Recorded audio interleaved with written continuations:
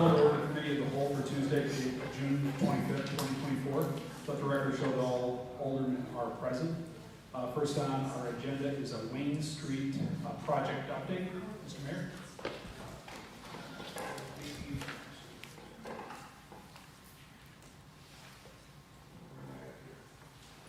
Wayne Street? Yes. We're doing the committee of the whole. Dan, you want to give an update? So I sent out an update to everybody in email. Use the microphone, please.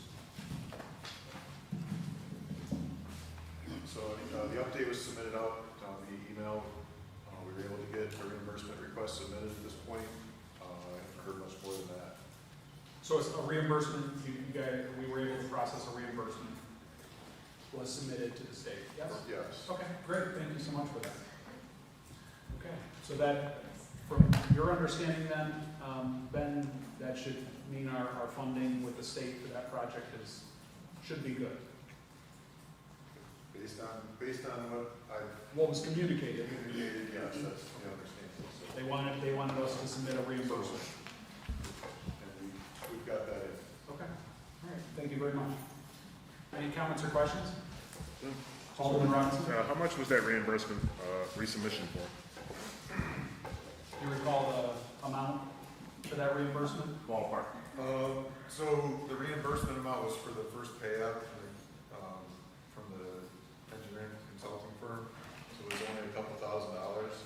At this point, though, you've got to meet your local match before that, before the reimbursements actually kick in. So the paperwork is in, but there probably won't be anything from it at this point. Any other questions? 3,200. So is that typically how it works then, is as bills come in, it goes against your local match first, before the state then reimburses anything back, typically? I believe that's how this program works. All right, anything else? All right, seeing none. Next, we've got PL 65-25-4, by Mary Leo to amend the City of Olean Code of Ordinances, sections 14.0.5.2 and 14.0.5.3, to amend the required timeframes for publication and mailings of the Zoning Board of Appeals public hearing notices from 10 days prior to the hearing to 5 days prior to the hearing. Mr. Mayor? So we have Captain Bauer here from Code Enforcement to talk about this.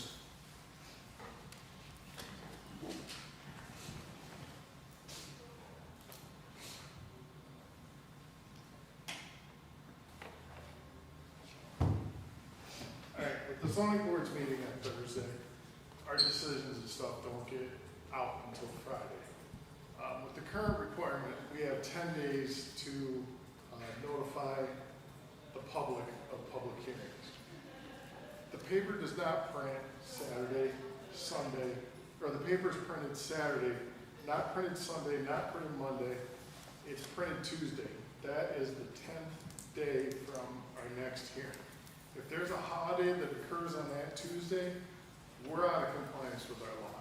What we're asking is that we change to a 5-day to cover that, and we're still within the state law. Our procedure will not change. We will still push the stuff through as quickly as we can. It just takes, it gives us more legal time per our ordinance to get the public notice. And with the city website, we can go as short as 3 days. Exceptional type things. So I think 5 days is plenty for us because we're not going to change our process. We're just going, we're asking that we get to make sure the paper has enough time. It's not us, it's the paper route. And since we have a local newspaper, it has to be posted in the local newspaper. Any questions? Alderwoman McCall?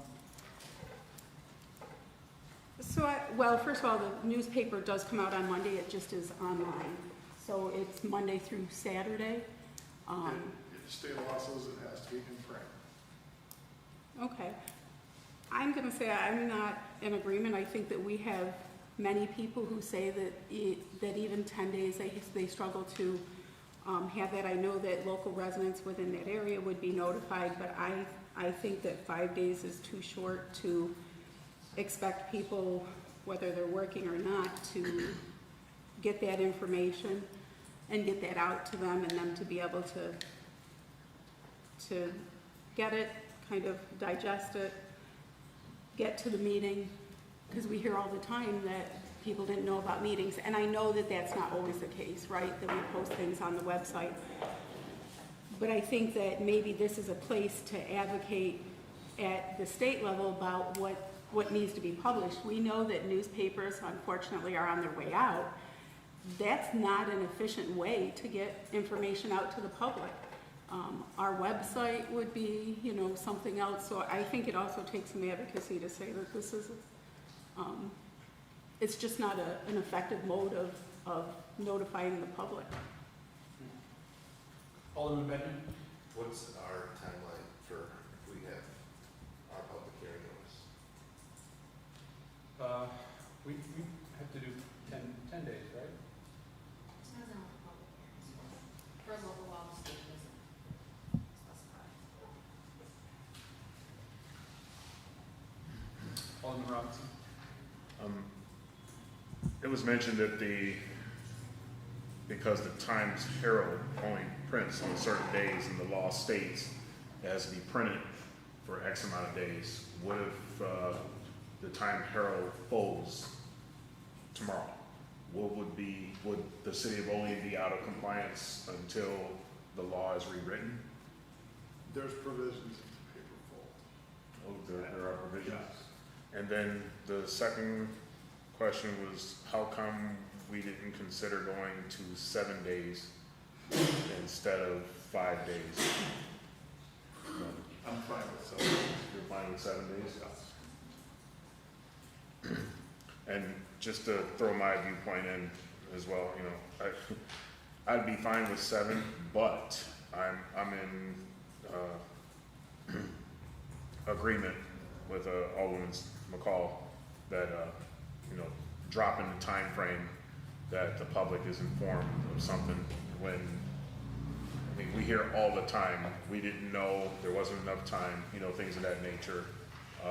The city is always saying, well, we put it in your phone bill, we put it on the website, we've done this, that, and the other. So I think just by shortening time, I think that doesn't do the city any favors.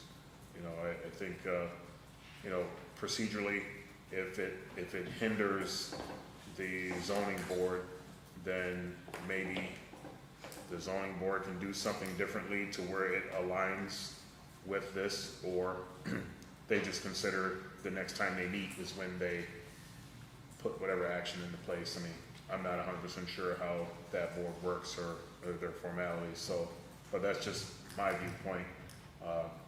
Coming from someone that would just be sitting on the sideline, I know I would be upset hearing that a timeline was shortened on notification for something, so that's all. It's not necessarily that we want to shorten the timeline, just to shorten the timeline. If we want to shorten the timeline to cover our blocks, we will not change our procedure. We will push the stuff out as quickly as we can, which is what we're doing now. It's just if that thing happens, because the Times Herald is saying that they need 3 days before they print. So that Friday, Saturday, Sunday, it should get printed on Tuesday. But again, if something happens, now we're behind the 8 ball. You gotta push the meeting out to another 2 weeks later. Which is what happened with the Paul Housing project. Alderman McCall? So I think with the Times Herald going to Monday being an online publication, I think there is the chance that they will do that again at some point. So we will actually just be in the same issue down the line with this. I just think that it's a hard swallow for people to say, we're only going to give you 5 days now to publish for a hearing. Alderman Kevin Bauer, typically what kind of processes are we looking at here with the zoning board of appeals? What is the majority of their work is for new projects, like getting a permit that doesn't quite follow the zoning ordinance? Yes. So when you're deviating, Yeah. then these types of projects are getting held up somehow because they're waiting. They could get held up. Again, the Paul project was held up 2 weeks, and actually, that was our clerical error. But again, if there's always that oddball opportunity where we get into a cycle and say the 4th of July is on a Tuesday, we don't print a paper on a Tuesday, now we're on a Wednesday, that pushes it 2 weeks down the road. So I mean, back to Vernon, back to what's wrong with 1 week then? I'm fine, again, I'm fine with 7 days. Because 7 days would seem to be able to cover the requirement to meet the publication. And 1 week is still enough time to get out of notice, and we're talking about going from 10 days to 7 days. I think that seems to be a rational compromise that meets everyone's needs. Alderman Benyon? Is it always a 2-week cycle on them, or do they just establish it as needed? It's the second and fourth Tuesday, so, we had 3 weeks in between one zoning board meeting, because it was the 5th week in May. The 5th week was in May, so that pushed that to a 3-week cycle. And those are per the charter. Yes. I think that's per the charter. It's per the charter, per the ordinance.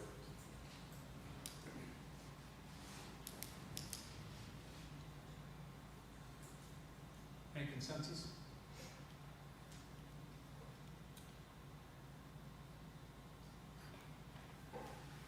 I don't know, I guess I was just thinking that if it wasn't established per the charter, why couldn't they just meet on Mondays and then put you on a non-print day? Then it gives you an extra day to get it in the paper.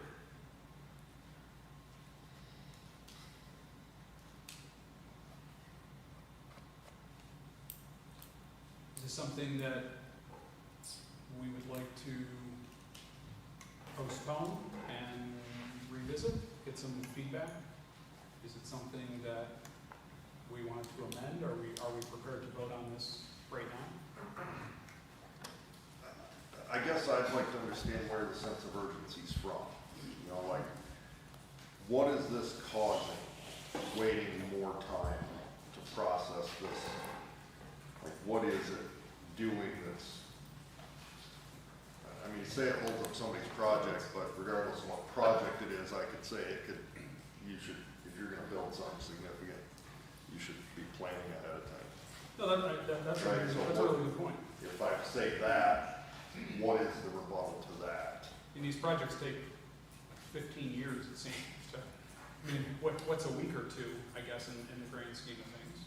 Yeah, what does the setback do to us procedurally to just wait the time and let wait till the next meeting or whatever comes up to handle? We get a lot of people that come in. We got a person coming in today, she wants to put a pool in. And so we told her, listen, this is gonna take 4 weeks before you can even start. And if she goes out, does all her stuff, gets everything preliminarily set up, and then there's the additional week, say, that may end up pushing her project off for the entire summer, just for scheduling issues. Just looking at the charter, there's nothing that establishes the second and fourth, so if we can get an answer from Jack.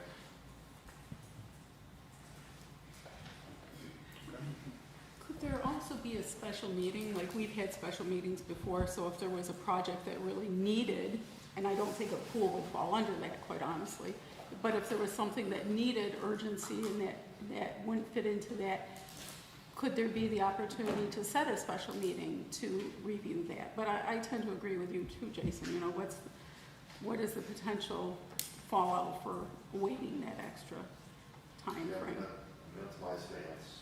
I feel like the notice is adequate as it is, and I would expect that, a lot of folks get into they want instant gratification for things, and it's the way our world's turned, but sometimes you gotta hold it back.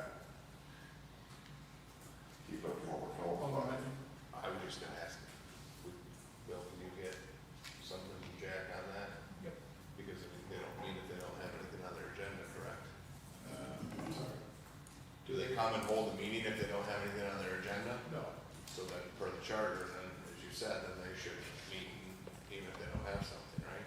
If it's charter, so my point is, they could just establish a meeting as it's needed, much like the planning board does, it adheres. Right.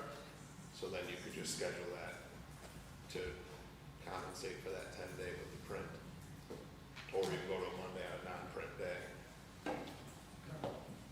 I'm fine with whatever you guys come up with. I'm just looking for something that we don't get jammed up because of the lack of printing the time zero. Is that, Mayor or Captain, will you take that back to Jack and the zoning board and see if they can work it out internally as far as when they hold their meeting to coincide with the publication days and so they don't get the hiccup? I don't believe it's in the charter when they meet. I think it's a long-standing practice when they meet. And for especially people doing projects, they need know when they're meeting. So I can take that back and we can talk to them and find out their feeling on it. I mean, again, I think if there's reservations, I know most of us are probably cautious as far as saying we want to take away transparency or you know, when something's published to the public. So I think going to 1 week would be acceptable, but if they can rearrange their schedule, I think the council would be in favor of that. Would prefer that, I should say. Anything else? Thank you, Captain. So then we, at this time, I guess we would, well, I'll take a motion on PL 65-24 by Mayor Elio. If no motion is made, then it'll be dead. We can postpone it too. Get the answer in 2 weeks. Can we get, Right. So we'll make a motion to table it for 2 weeks. all right. I'll second. Motion's made by Alderman Benyon, seconded by Alderwoman McCall to table it for 2 weeks. All in favor? Aye. Opposed? Motion carried. Okay. So that won't be on our regular meeting on July 9th. PL 66-24 by Mayor Elio to authorize the installation of a memorial bench at Forest Park in memory of Captain James Bennett of the Olean City Fire Department. Mr. Mayor? Yes, I've been approached by the Fire Department's union to put a memorial bench in the name of Captain James Bennett. James Bennett was a longtime softball player in the city of Olean for many different teams, and he played on when it was the Dempsey Clubbers, it was police and fire, and prior to his passing, he was playing on the fire department team. So this is something they would like to do, and I would ask for your support in this. All right. Comments or questions? Seeing none, I'll entertain a sponsor. Motion is made by Alderwoman McCall, seconded by Alderman Anastasia. All in favor? Aye. Opposed? Motion is carried. Is referred to tonight's regular meeting. PL 67-24 by Mayor Elio to adopt an amended and restated bond resolution for the Walkable Olean Phase 3 East State Street project. Mr. Mayor? Lens, would you talk on this, please? Next to Lens and talk.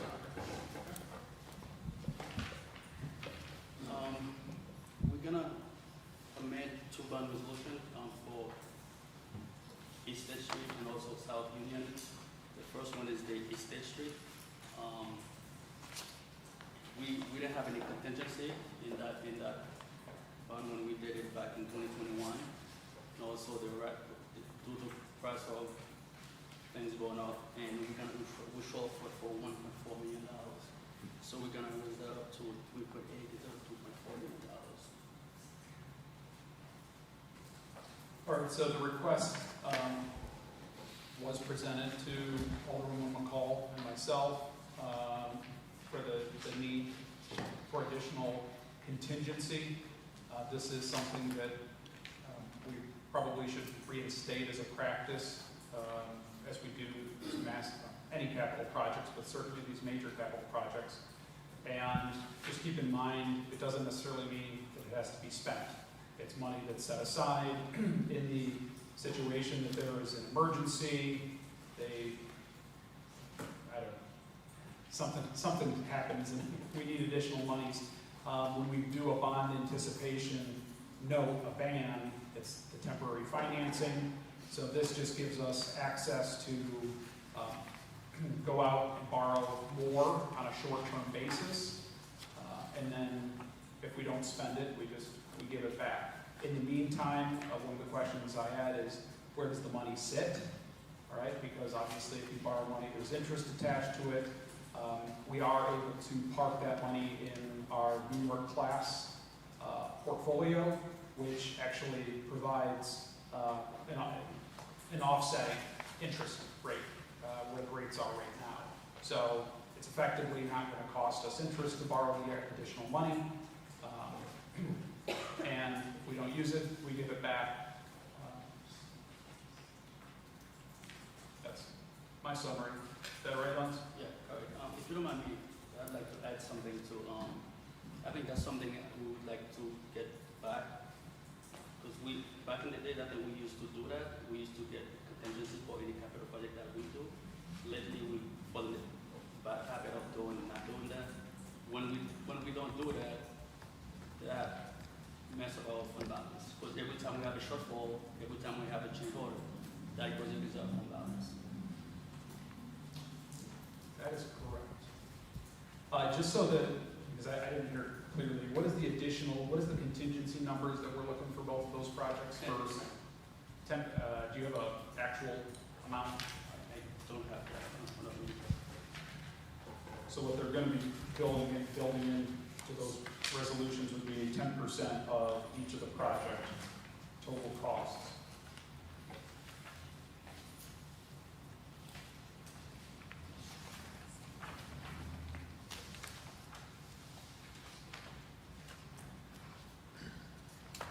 So the current resolution in tonight's regular meeting lens, it's 3.8 million. That includes the 10% contingency, is that correct? Okay, so that'd be roughly about $300,000 in contingency.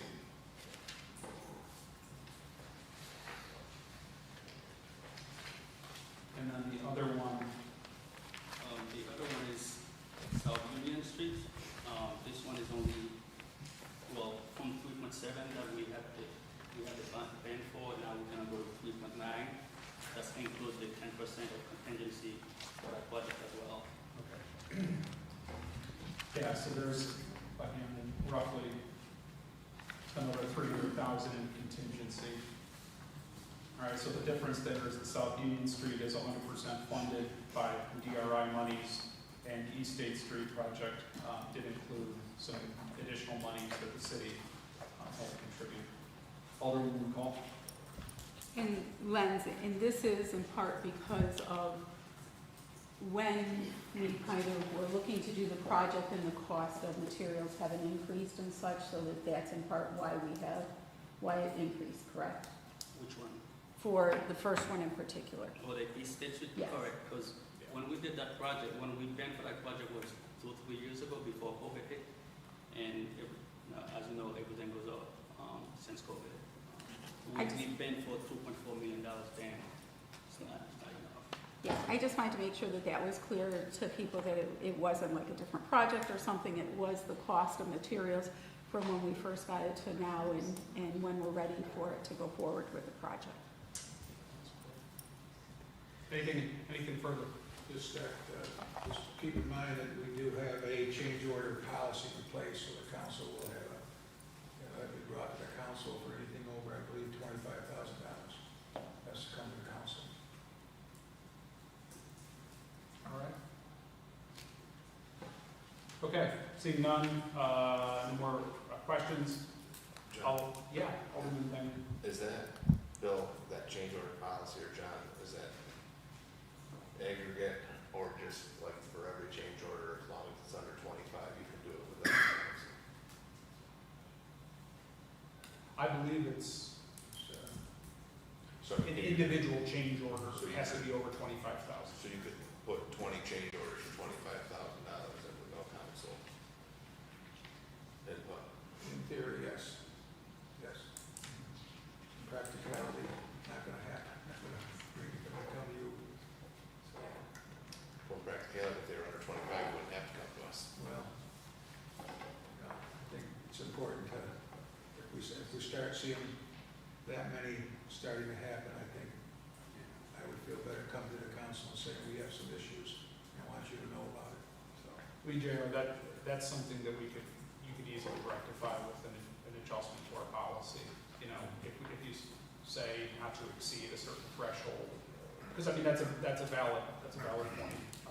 The only thing that we put in place was, that I would like to get back to, as we're looking at improving our processes, is a monthly report out on capital projects. That was another policy that was requested by our auditors, that we have a capital project report out to the council to show budget, spent to date, estimate to complete, and so on. And so in a document like that, you could easily follow change orders that have been added to the cost of a project. So definitely think that would be a good place to dive into and make a couple of changes to that policy. I think that's a good idea. Yeah, we can put that on for a committee. Alderman Pence? So the first resolution here for East State Street, the change being from just over 2 million to 3.8, almost 3.9. I mean, it's nearly double. Have we talked about this? I'm just trying to bring that to my memory, why the number's so high. So we've awarded the contract, obviously they're working on it, okay? We had an old ban resolution that had been passed in 2021. So now we're updating the ban as we're going to borrow, right, to get that short-term financing. We approved a contract for what, 3.5 million for East State Street, so we're on hook for that. All right, Now I we're just just- didn't connect the dots to the old ban. The number seemed Yeah. familiar. Okay, anything further? Seeing nothing, I'll entertain a sponsor. I'll sponsor. All right, sponsor is made by Alderman Panis, second by Alderman Forney. All in favor? Aye. Opposed? I'm opposed. Okay, thank you. Motion is carried and referred to tonight's regular meeting. PL 68-24 by Mayor Elio to adopt an amended and restated bond resolution for walkable Olean Phase 4 South Union Street project. Again, we just were reported out on that. Any comments or questions on that in particular? Okay, seeing none, I'll go ahead and make a motion. Could I get a second? Second. Second by Alderman Forney. All in favor? Aye. Opposed? Opposed. Noted. I'll make a motion to adjourn. Could I get a second? Second. Second by Alderman Robinson. All in favor? Aye. Opposed? Motion carried. I call to order the regular meeting of the Common Council for Tuesday, June 25th, 2024. Will the clerk please call the attendance roll? Alderman Benyon. Here. Alderman Panis. Here. Alderwoman Forney. Here. Alderwoman McCall. Here. Alderman Robinson. Here. Alderman Anastasia. Here. And President Crawford. Here, please rise for the invocation and pledge of allegiance.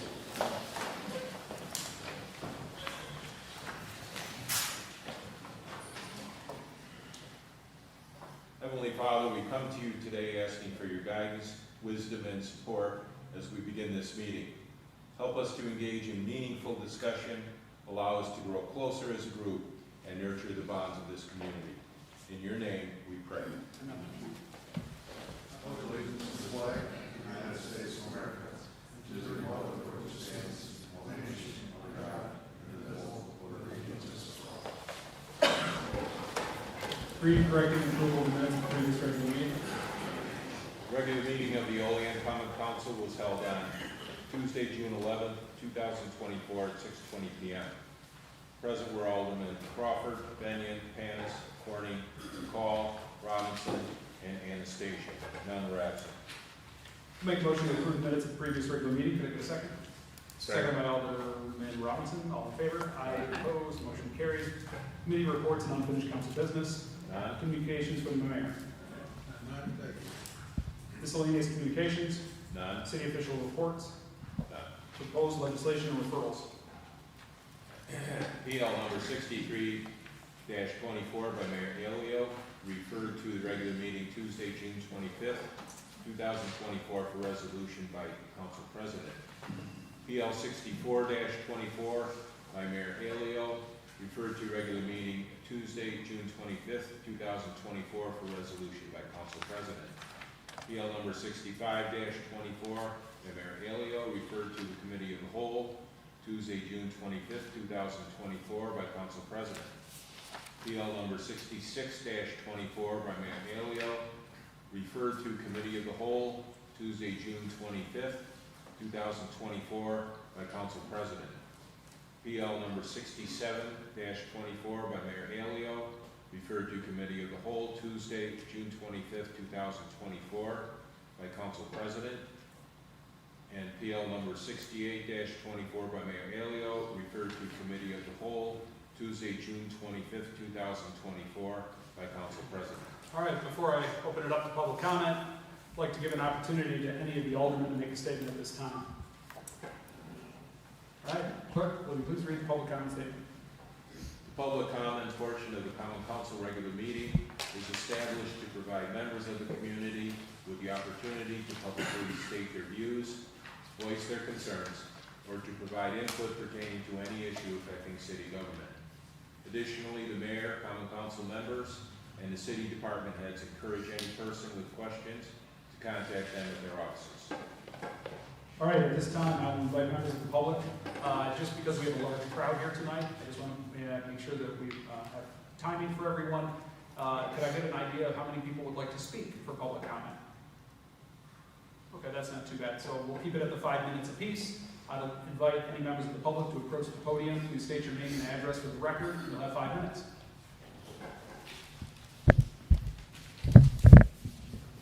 Hi, my name is John Dahlgren. I live in Own 1324 North Union.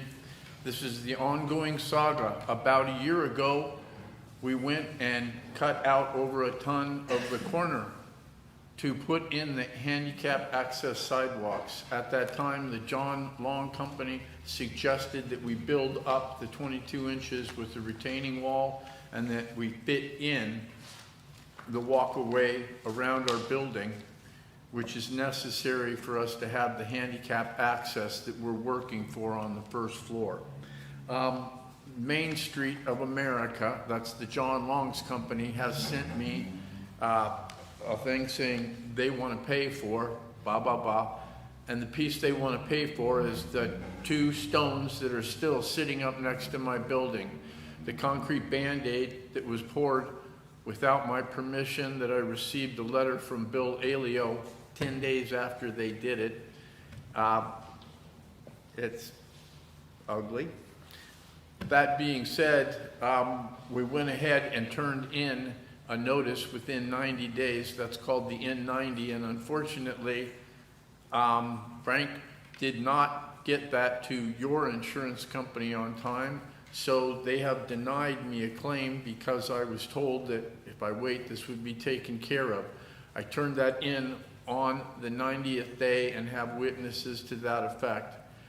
I have spoken with Bill Alio before this meeting, and he said he wants to talk with me again, and I've got to come up to his office.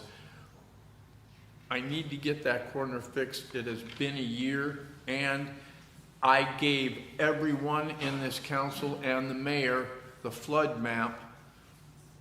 If it floods and that washes out my 150-year-old building, there are going to be 12 people who lose their homes, and I have a substantial cost. I am asking the city to build that retaining wall and work with me. I will gladly pay my part of replacing or upgrading what was blacktop to concrete, but that will serve our community of renters into the future. And since that was done with, I'm assuming, at least matching federal money, the job isn't done yet. please, Bill, I would greatly appreciate it if you would look at that. And Frank, if you could talk to your insurance company, if they're willing to chip in. This is the John Long Company, and the reason I've held it is I honestly believed that this council and Mr. Aleo would have taken care of this by now. I feel that I have been bullied and intimidated by bringing this up, and there isn't a simple process.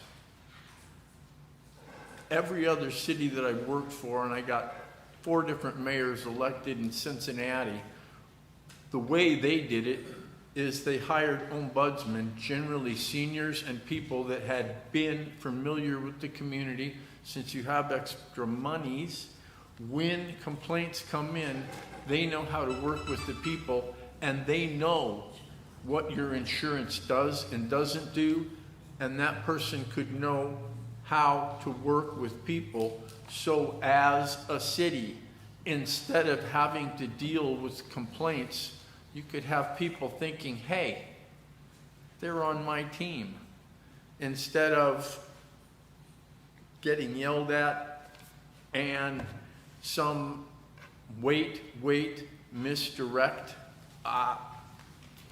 Please help me by talking to Mayor Aleo. I'm meeting with him at 10 o'clock on Thursday. I highly recommend that we work with a mediator who understands the law and understands the costs that are involved in doing this are considerably cheaper than both sides getting lawyers and arguing it in a court of law. Please, please, please talk to Bill Aleo about helping me get this project done. It is only $4,000 or $5,000, and I hear you all sitting here talking about millions. This is the north end of walkable Olean. We have had those cones. By the way, one is missing. All those little cones I gave you many months ago, they worked. They were still on Bill Aleo's desk. They didn't get him to change his mind because he seems to think that he doesn't want to pay for that. Your 5 minutes is up, Mr. Goldman. Thank you, ladies and gentlemen. Thank you. Anyone else? Good evening. My name is Glenn Wall, 9346 Sawmill Run Road, Little Valley. Please take a look at this graph. All the spaces in between the black dots are successes. It's where your sewage treatment system worked fine. The black dots are failures. I added the most recent black dot up here, and you can kind of see how we're doing on this. So as you know, on June 19th, there was another heavy rain and another set of discharges. All 3 lift stations failed, causing discharges totaling an estimated 280,000 gallons of sewage to flow into the local waterways. For those keeping score at home, this brings the total to about 1.2 million gallons since 2018. That's over 1 million gallons of a biochemical oxygen demand that has killed untold numbers of aquatic organisms and has disrupted a river system already stressed by other factors, over and over again. First, it needs to be pointed out that this problem has been ongoing since well before 2001, and you know that, when the DEC implemented the consent order. So the blame can be placed on several former mayors, several former councils, and former sewer system personnel. It also goes back to whoever designed the present system that allows overflows to be discharged into the river and creeks. Several people must have approved that, and they knew that they had the choice between discharging it into the river or having it back up into the collector pipes, or building a holding tank, or scaling up their pipes and their pumps so that it would adequately take care of it. They knew if they added an overflow tank or bigger pumps and pipes, that would add to the cost. They knew if they chose having it back up into people's houses, then they'd hear lots of complaints. But they knew if they made it so it discharged into the river wouldn't complain. But now people are speaking up for the river. The Seneca Nation at least 2 environmental groups, and many citizens. While there is plenty of blame to lay on people of the past, the people of the present must also take the blame. A lot of people in this room. The mayor has had 10 years here, and the problem still isn't fixed. And I've looked at this for several months now, and there's some simple things that could have been done that would help. You can still do them now. For instance, why don't city residents know that they should refrain, every time there's a downpour, that they should refrain from simply flushing toilets, doing laundry, taking showers for just a few hours? Because if you look at that graph, almost every single time that the system failed, it wasn't just a steady rain, it was a downpour. How hard would it be to inform your residents of that? And that might make all the difference, because it's the volume that triggers the overflow. And if you can reduce the volume of the sewage flowing into the system, then maybe it wouldn't overflow. And if a discharge still happened, that would mean that the percentage of the sewage in that discharge would be much less. It can't hurt. Second, yes, I absolutely commend you for starting to take this issue more seriously by developing an RFP to hire an engineering firm to evaluate the 80% of Olean houses and businesses that are on the lift station system, and have them take generally simple steps to keep rainwater out of the sanitary sewer system.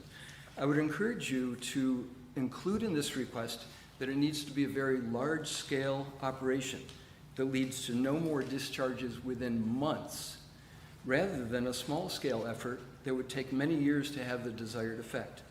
I would also urge you to educate your residents about the importance of protecting our beautiful Ohio and creeks and how they can help by keeping rainwater out of the sewer system. That said, I'm ready to help any way I can. Don't just put this issue on the front burner, but please do recognize it for the emergency that it really is. So far, a very long string of elected representatives have failed and have not recognized it as an emergency. And so 21 years later, it's still happening. Make 2024 be the last year that anyone can point to the city of Olean and say, with evidence, that the city is not protecting the Allegheny River. Thank you. Thank you. Anyone else?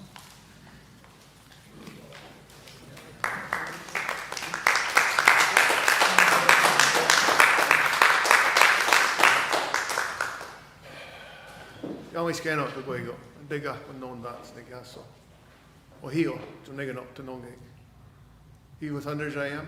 I live on the Allegheny River, Cold Spring. You guys were all aware of my invitation that was made on this past summer solstice.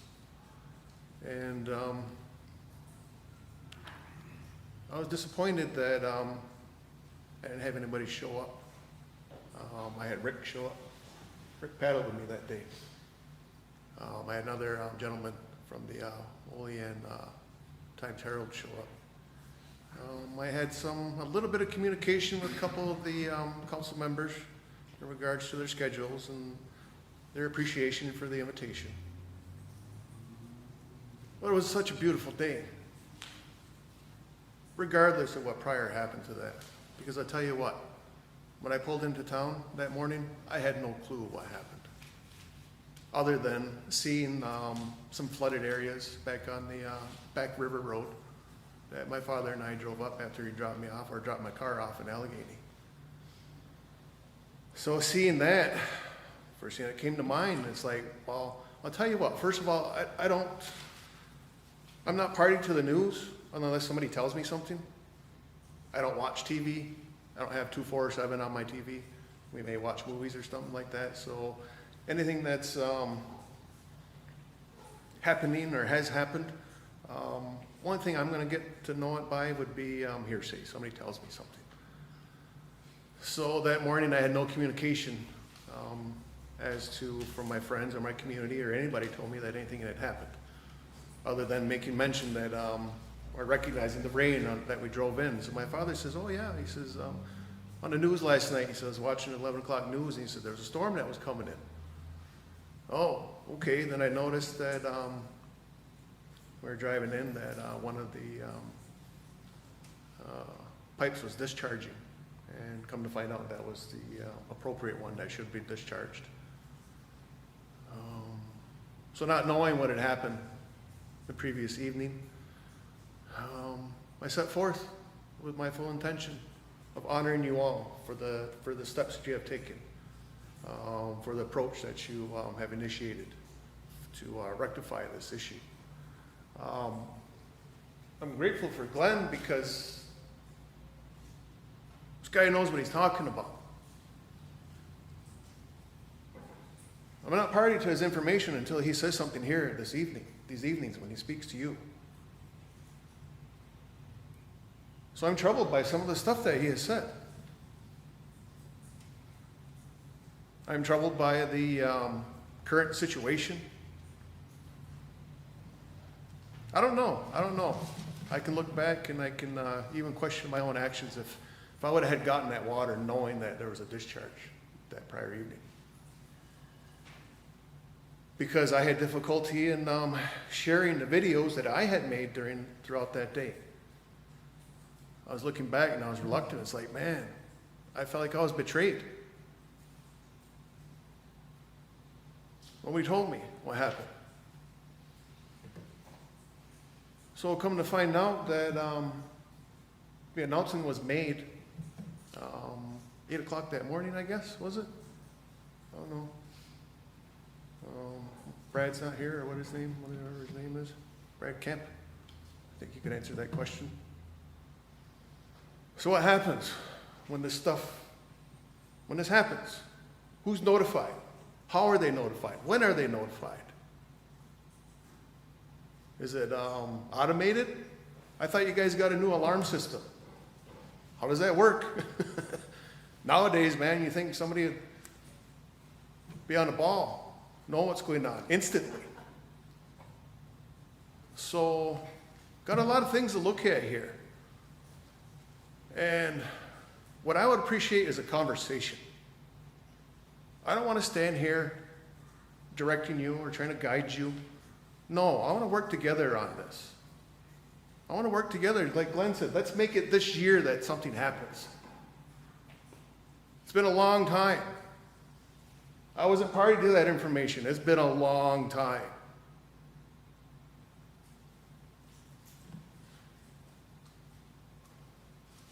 So,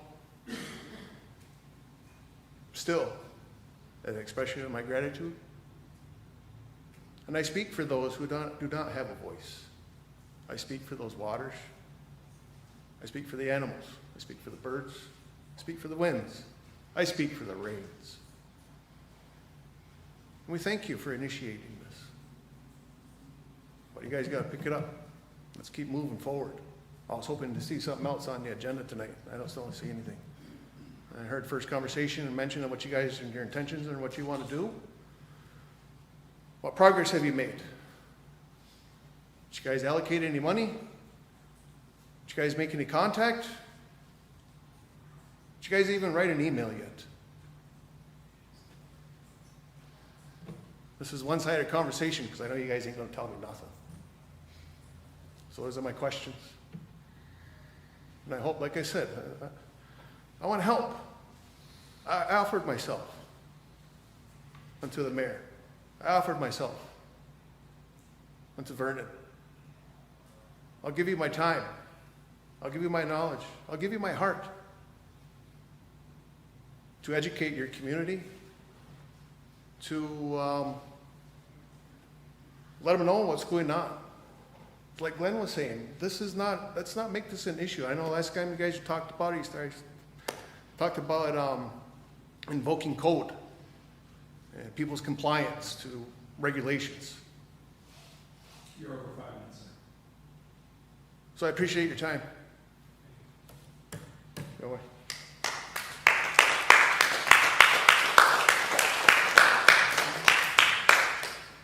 How are you doing, gentlemen and ladies? My name is William Van Enden. I live in Olean. I live on 806 West Sullivan Street.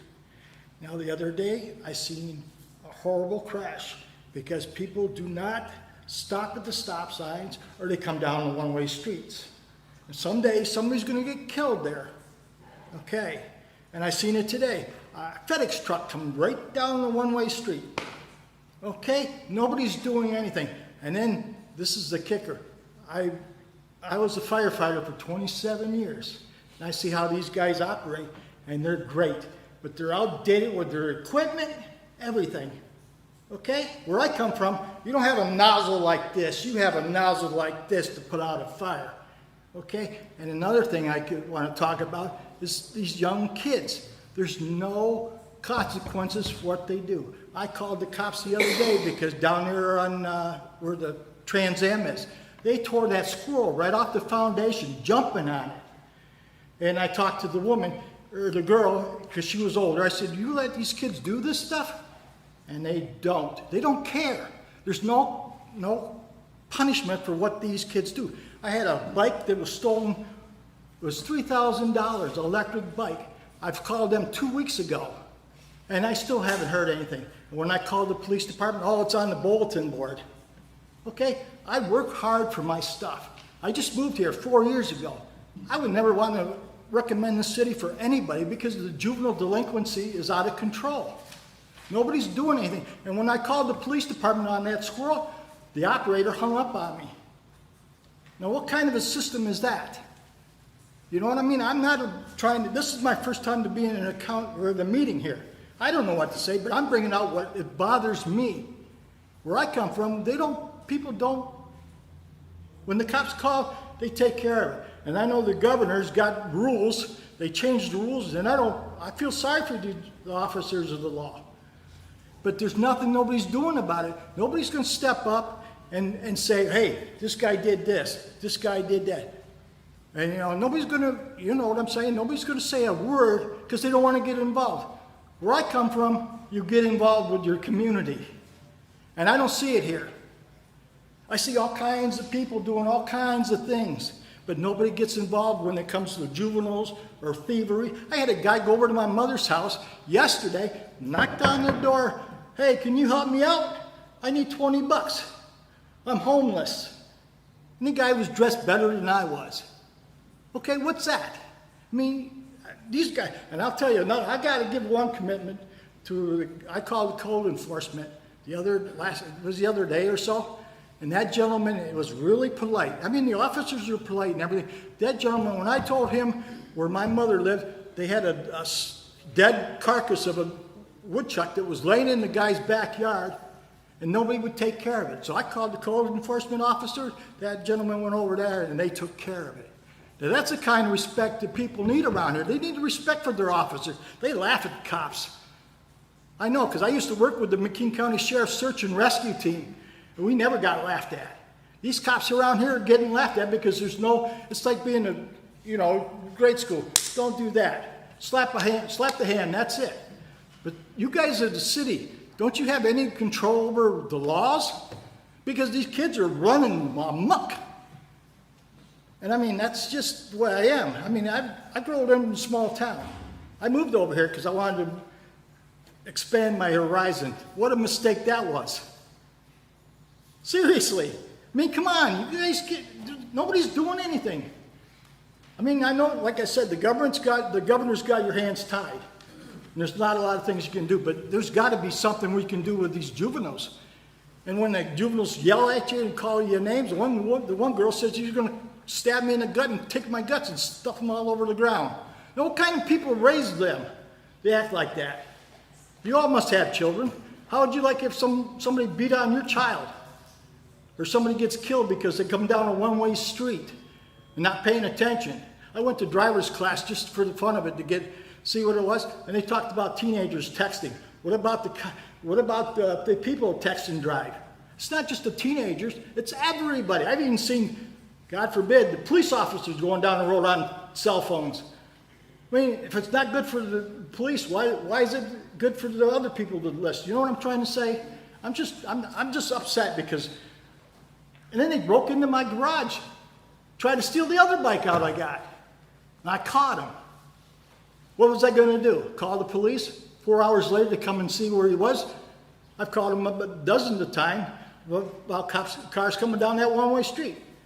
3 hours later, they come by, drive through where Trans Am is, go right through that intersection, never come up and ask me if I had any information, license plate numbers or nothing. But something's got to be done, because it's getting out of control, and it's going to get worse. I mean, seriously, it's going to get worse, and nobody wants to do nothing, man.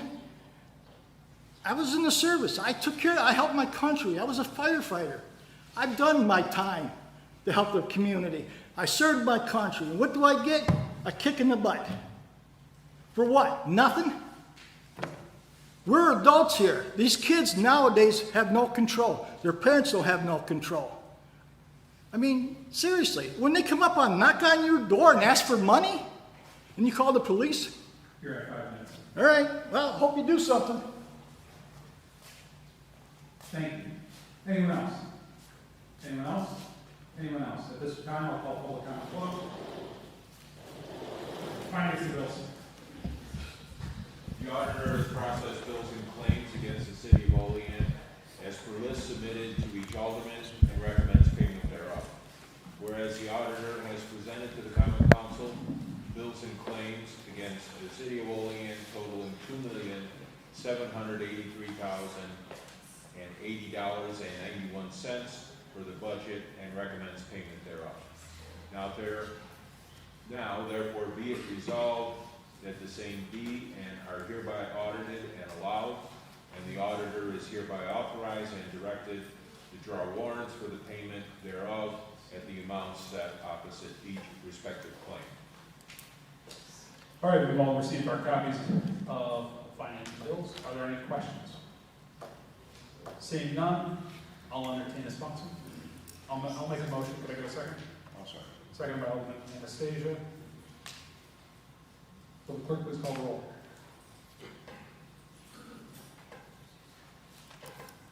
Alderman Benyon? Yes. Alderman Panis? Yes. Alderwoman Forney? Yes. Alderwoman McCall? Yes. Alderman Robinson? Yes. Alderman Anastasia? Yes. And President Crawford? Yes. Resolution or finance bills passes unanimously. Resolution number 68-24, PL number 63-24, to authorize the creation of capital fund number 241, Wayne Street project. Okay, we talked about this in committees.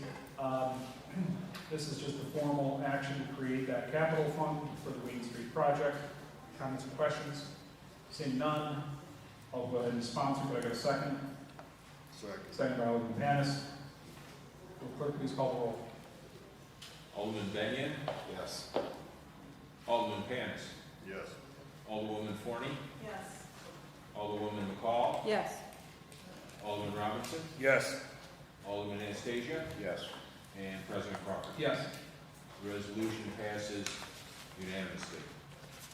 Resolution number 69-24, PL number 64-24, to authorize and direct the city auditor to rename capital fund number 165 to Mignano Fund. All right. Just a housekeeping effort here that we reviewed. Any comments or questions? I'll entertain a sponsor. I'll sponsor. Motion seconded by Alderwoman McCall, second by Alderman Benyon. Will the clerk please call the roll? Alderman Benyon? Yes. Alderman Panis? Alderwoman Forney? Yes. Was that yes? Yes, sorry. Alderwoman McCall? Yes. Alderman Robinson? Yes. Alderman Anastasia? Yes. And President Crawford? Yes. Resolution passes unanimously. Resolution number 70-24, PL number 66-24, out of committee by McCall, seconded by Anastasia, to authorize the installation of a memorial bench for Captain James Bennett of the City of Olean Fire Department. Okay, we just talked about this. Comments or questions? Seeing none, will the clerk please call the roll? Alderman Benyon? Yes. Alderman Panis? Yes. Alderwoman Forney? Yes. Alderwoman McCall? Yes. Alderman Robinson? Yes. Alderman Anastasia? Yes. And President Crawford? Yes. Resolution passes unanimously. Resolution number 71-24, PL number 67-24, out of committee by Alderman Panis, seconded by Alderwoman Forney. An amending and restating bond resolution dated June 25th, 2024 of the Common Council of the City of Olean, Cattaraugus County, New York, amending the bond resolution that was adopted on February 9, 2021, authorizing a capital improvements project, commonly known as Walkable Olean Phase 3, consisting of various streetscapes improvements in the city at an estimated maximum cost of $3,853,108, and authorizing the issuance of serial bonds in an aggregate principal amount not to exceed $3,853,108 of the city, pursuant to the local finance law, to finance said purpose, said amount of bonds to be offset by any additional federal, state, county, and/or local funds received, and delegating the power to issue bond anticipation notes in anticipation of the sale of such bonds to the city auditor. Okay, we talked about this previously. Comments or questions? Seeing none, will the clerk please call the roll? Alderman Benyon. Yes. Alderman Panis. Yes. Alderwoman Forney. Yes. Alderwoman McCall. Yes. Alderman Robinson. Yes. Alderman Anastasia. No. And President Crawford. Yes. The resolution passes 6 ayes, 1 nay.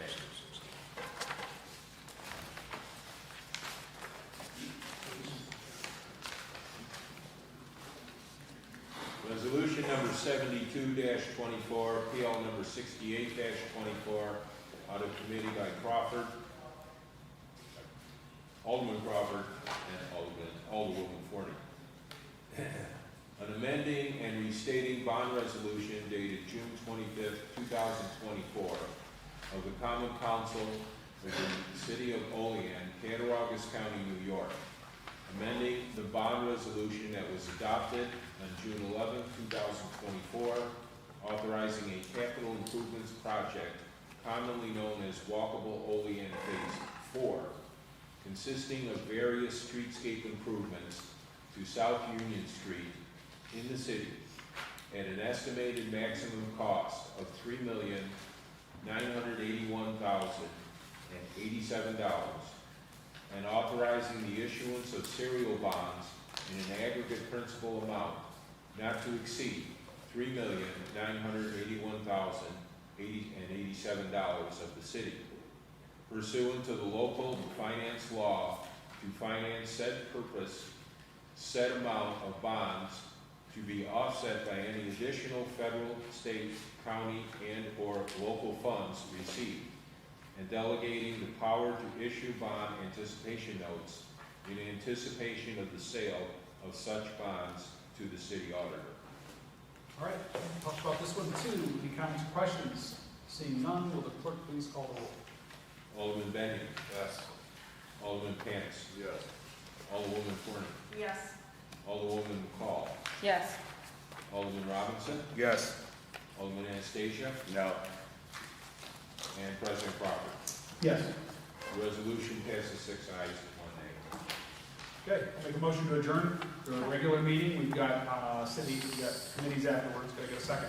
Second by Alderman Benyon. All in favor? Aye. Opposed? Motion carried. We'll adjourn our regular meeting with committees afterwards.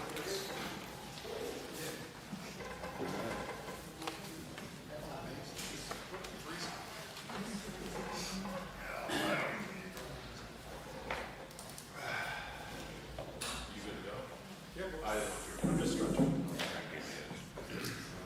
Call to order the City Operations Committee. Let the record show that all members are present. I'll make a motion for the approval of the minutes held on June 11th. Can I have a second? Second. All those in favor? Aye. Opposed?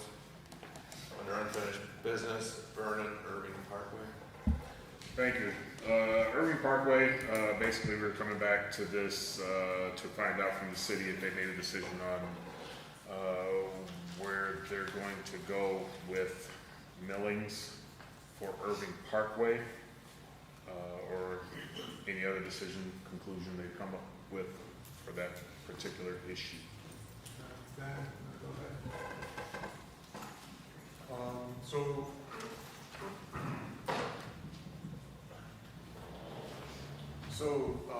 We talked through this a little bit. I mean, I guess, we talked a little bit about this being an unimproved street. I guess I don't feel that repairs to streets should be done with millings. It's not really a fix that should be appropriate. I would recommend that if we're going to make repairs, that, these be repairs that are a little more substantial than just putting millings down. Okay, so the city's looking to spend more money on improving the street, or? Well, if this is a street that we have to maintain, it shouldn't just be some millings thrown in the pothole. Okay. So is there a timetable, or what is it exactly that the city's looking to do if they're not looking to do millings? I'm not sure of that answer just yet, but we'll have to touch base with engineering. I think engineering is gonna have to call in here, and as soon as they're available, they can take a look at the street and, give us some recommendations. Just for quick, that wouldn't be eligible for any CHIPS funding because it's an unimproved street, correct? I believe that's correct, yes, but we'll have to make sure of that. One of the things we gotta find out, there's what's called unimproved streets, which means, as far as I know, that the residents there can petition the council to put in curbing, drainage, sewer, all that on that street. And they would pay over a term, they would pay for a portion of it. So I think what Ben and I talked about this, and we're just looking for a quick fix. And I'm not gonna speak for you, Ben, but I think that's what you're talking about with just dumping millings in there. Is that going to fix it, or should we have engineering take a look at it, and same way with Paragon, take a look at it and say, okay, where is the boundaries or the right of way of the street, and what can we do to make it better? Just to quick clarify that, Dave, you mentioned sewer, it's sidewalks, drainage, Yeah. paving and curbing. There's already sewer. David? As far as I'm familiar with Irving Parkway, isn't there like only 2 houses on that street? So I doubt that the 2 residents down there are gonna wanna pay to have the street paved and have curbs just for the 2 residents, because they probably have a big bulk of that cost. But years ago when I was on the county council, I don't know what it was called, but they used to put tar down and then those tiny stones. I don't know what that's called, but do we still do anything like that for unimproved streets? We haven't done that in quite a while. I'm not sure why. Because that seemed to last forever once they did that. Vernon, you good? No, I'm not. So basically, all right, we have 2 families that purchased a home on a street. I don't know what's in their closing. I don't know what documentation they signed, but I don't know. I'm pretty confident that when they bought that property, there wasn't a disclosure in there that said you're responsible for this street. So quick question, who plows that street? When the snow falls, who plows the street? The city plows, but they can't fill a pothole. Because that's basically what's going on that street, on both edges along the side of the dikes and the side of the property owners. You have a lot of potholes. And some of the potholes are so large that these people are literally driving into large craters as they enter and exit out of their driveway. So I understand the theory of wanting to get a permanent fix, but let me go back, hold that note. When you drive down State Street and you see a pothole, as a matter of fact, over by Bluebird Square, the big pothole that keeps popping up, that just got blacktop. Temporary fix until we have something permanent in place. So with that, let's go back to the story. Why can't we put in temporary fillings of millings or fill the blacktop fill the potholes temporarily while we work on a permanent fix. I mean, to me, that seems to be, we do it already with everything we do here in the city. Maybe I'm under just a little bit of a misconception here. Last week we talked about this was the side of the road is wanted extended with millings, okay? No, not extension. That was, yes, that was Paragon. That conversation, it's two separate ones. That was the And potholes. that may be where I'm confused, but potholes, yes, we can fill potholes. Okay. Yeah, that's all we're looking for. I mean, we know the residents have voiced themselves over this street for numerous years, or at least since I've been on the council. But what they're looking for right now is there is an issue with the edges of the road. I mean, the potholes are going down both sides. I did send pictures. I sent 2, and I had pictures that I brought in to illustrate the entire street. And you can see that the road was pretty much good, but the edges along both sides, they need something done.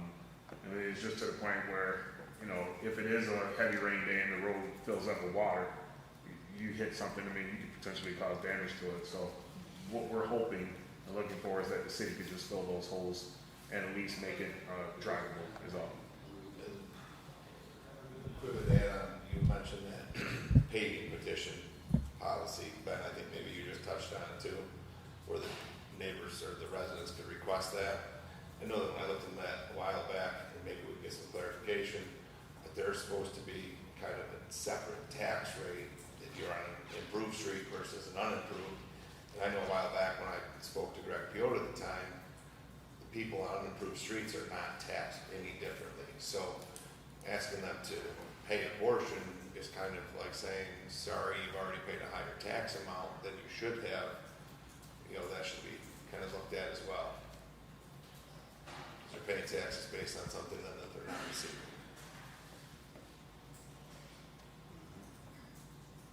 That's a good point, I agree with that. Maureen, Dave. You taught me something, I'm proud of you, Jerry. Vernon, are you good? Yeah, I'm all set. I mean, if the mayor's saying that, you know, there's miscommunication, I'm fine with that. But I just reiterated what the residents are looking for. So if the city is saying that yes, they can fill those potholes, then I guess the next question is, when can we get it started? We'll get it on the schedule. Get on the schedule. And then do you want to have that conversation with engineering on the mill and repave on the entire street too? The Bill said he could bring engineering in. Yeah, I wrote down engineering needs to look at the street. So that's something that we can continue to keep this on unfinished business. Actually, we keep it on unfinished business until it's been put on the schedule and actually completed. Okay, that's fine. Tim, you can leave it there. Are you good other than that, Vernon? Yep, I'm all set, thank you. Just don't expect engineering to have anything for you at the next meeting, so. No. Okay. Thank you. Thank you, Ben. All right, Ben, it looks like you're gonna pretty much be on all these. So the no parking's on Paragon, had a conversation, it was on there. The signs went up. The question was the number, was it 8 or 9 were on the one side of the road, like every 30, 35 feet question. Apparently there was a confusion on the work order and Ben is gonna be addressing that. So that's why that was there, so pretty much just gonna leave it and then Ben can take care of that. I know it's either gonna take some out, that's appreciated. Under new referrals, there was the curb cut procedure that was brought up after President Jerry Goodrich. So Jerry and Goodrich questioned, I know we had questioned before when Robert Thompson was still here about establishing a clear curb cut procedure. I guess, Ben, what's your thoughts on getting something?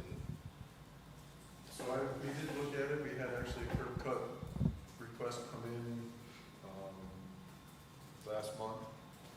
So there is a form that they can come in and fill out for that. I think the issue we were running into is, in this case, it was more of a culvert installation and not a curb cut. And I don't know as if that curb cut installation addresses both or not.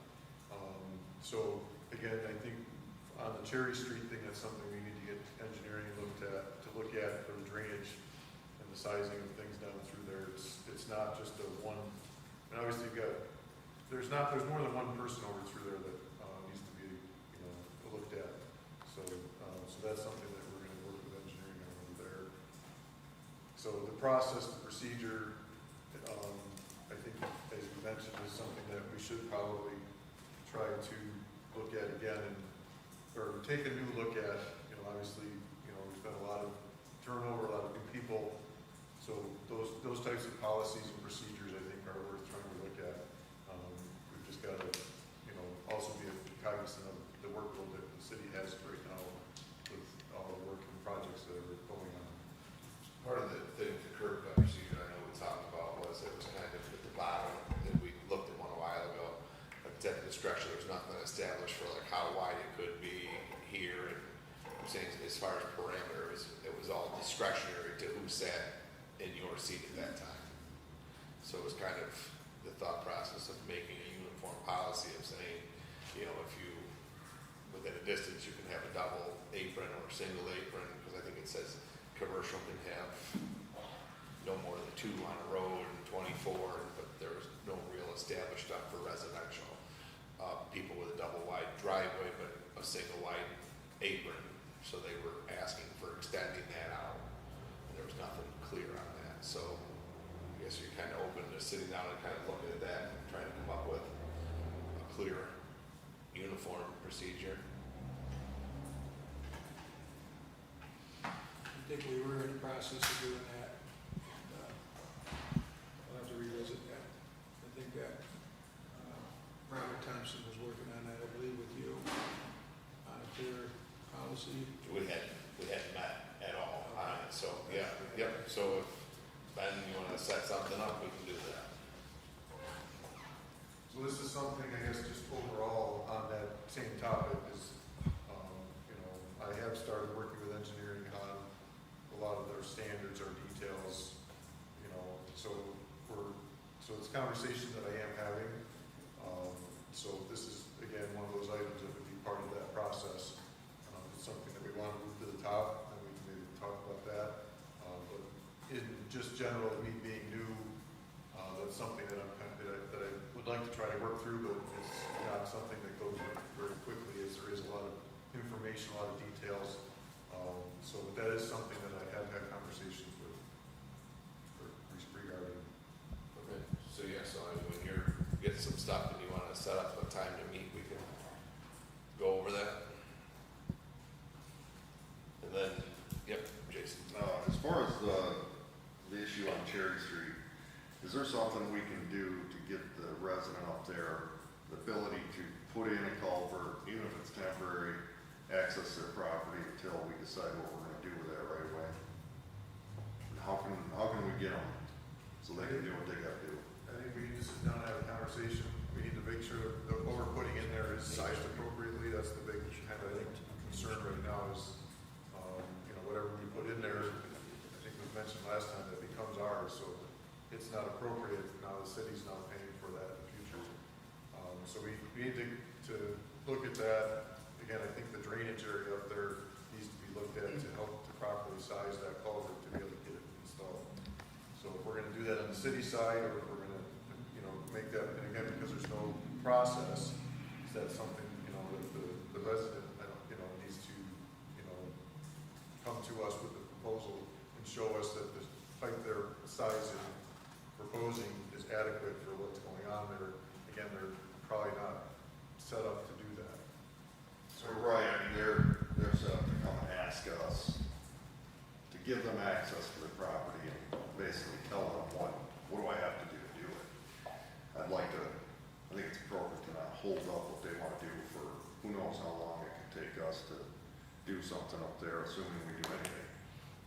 And I think, Jason, that's why the next topic, the right-of-way permit, was actually more applicable to his situation, because there's no curb to cut. He wants to put a culvert in what's deep in the city right-of-way. So, I guess, I would say like that was, I think, why we added that one too. I mean, we can move it in there if we can get some kind of consensus between administration and us as to what to do here. Want to close this one up and then we'll do that. Okay. Anything else on the curb cut procedure? So we're gonna come back to that and. Though this conversation was more under that right-of-way permit one, because there was no curb to cut. He wanted to put a culvert in the right-of-way, level the right-of-way. All right, so then that curb cut is just gonna kind of stay under the new business, then Ben, we'll get together on that. So the right-of-way permit was more that conversation, Jason, with the Cherry Street in mind because of the, you know, the permit to work. He wants to level that land, and then there's the permit required to do that and have the permission to work in the right of way when it's still your property. And we had asked before, Bill, can you basically talk on this, but can you get Jack's interpretation of like what the right of way is, what that gives you the ability to do, like who's, I know one time we had asked if you own to the curb and then there's just an easement for you to have public utilities and sidewalks and transportation. So could we get an interpretation from Jack on that? So Jason, go ahead. Well, to continue that, you know, this person has tried to get a permit to do something. And they're being told we don't have a process for them to do what they're asking for. I think that's lacking on our part. So I need a solution so that this person can get access to the property, which I think they should be allowed to have. I don't know what that answer is. I think telling them we don't have a process is not the correct answer. Sonia? So, Jason, how long have they owned this property? So it's an estate currently transferring over, but it's been in the family for decades. Okay, I was just wondering kind of, and not that we don't need a process, but what was kind of driving it now with, if it's been Yeah, so for now years? it's, you know, the ownership is transferring to relatives and they want to do work to the property and it makes sense to do what they want to do. Ben, do you know, like, do you need a permit to do anything in the right of way, excluding mowing? I believe so. It's going into the ground. Like, you're digging, you're installing something. So we have permits for tree work and all that kind of stuff, so I'd say that, yes, everything within the right of way is some sort of permit. Digging, right? Because I mean, if you're trimming a tree in the right of way, technically you need a Trimming a tree, trimming a tree in the right of way, technically you're supposed to get a right of way permit, even though the area is whose tree it is. But like in this case there, he wouldn't be digging, he would be putting dirt in a low spot, if you will, to create a level access point.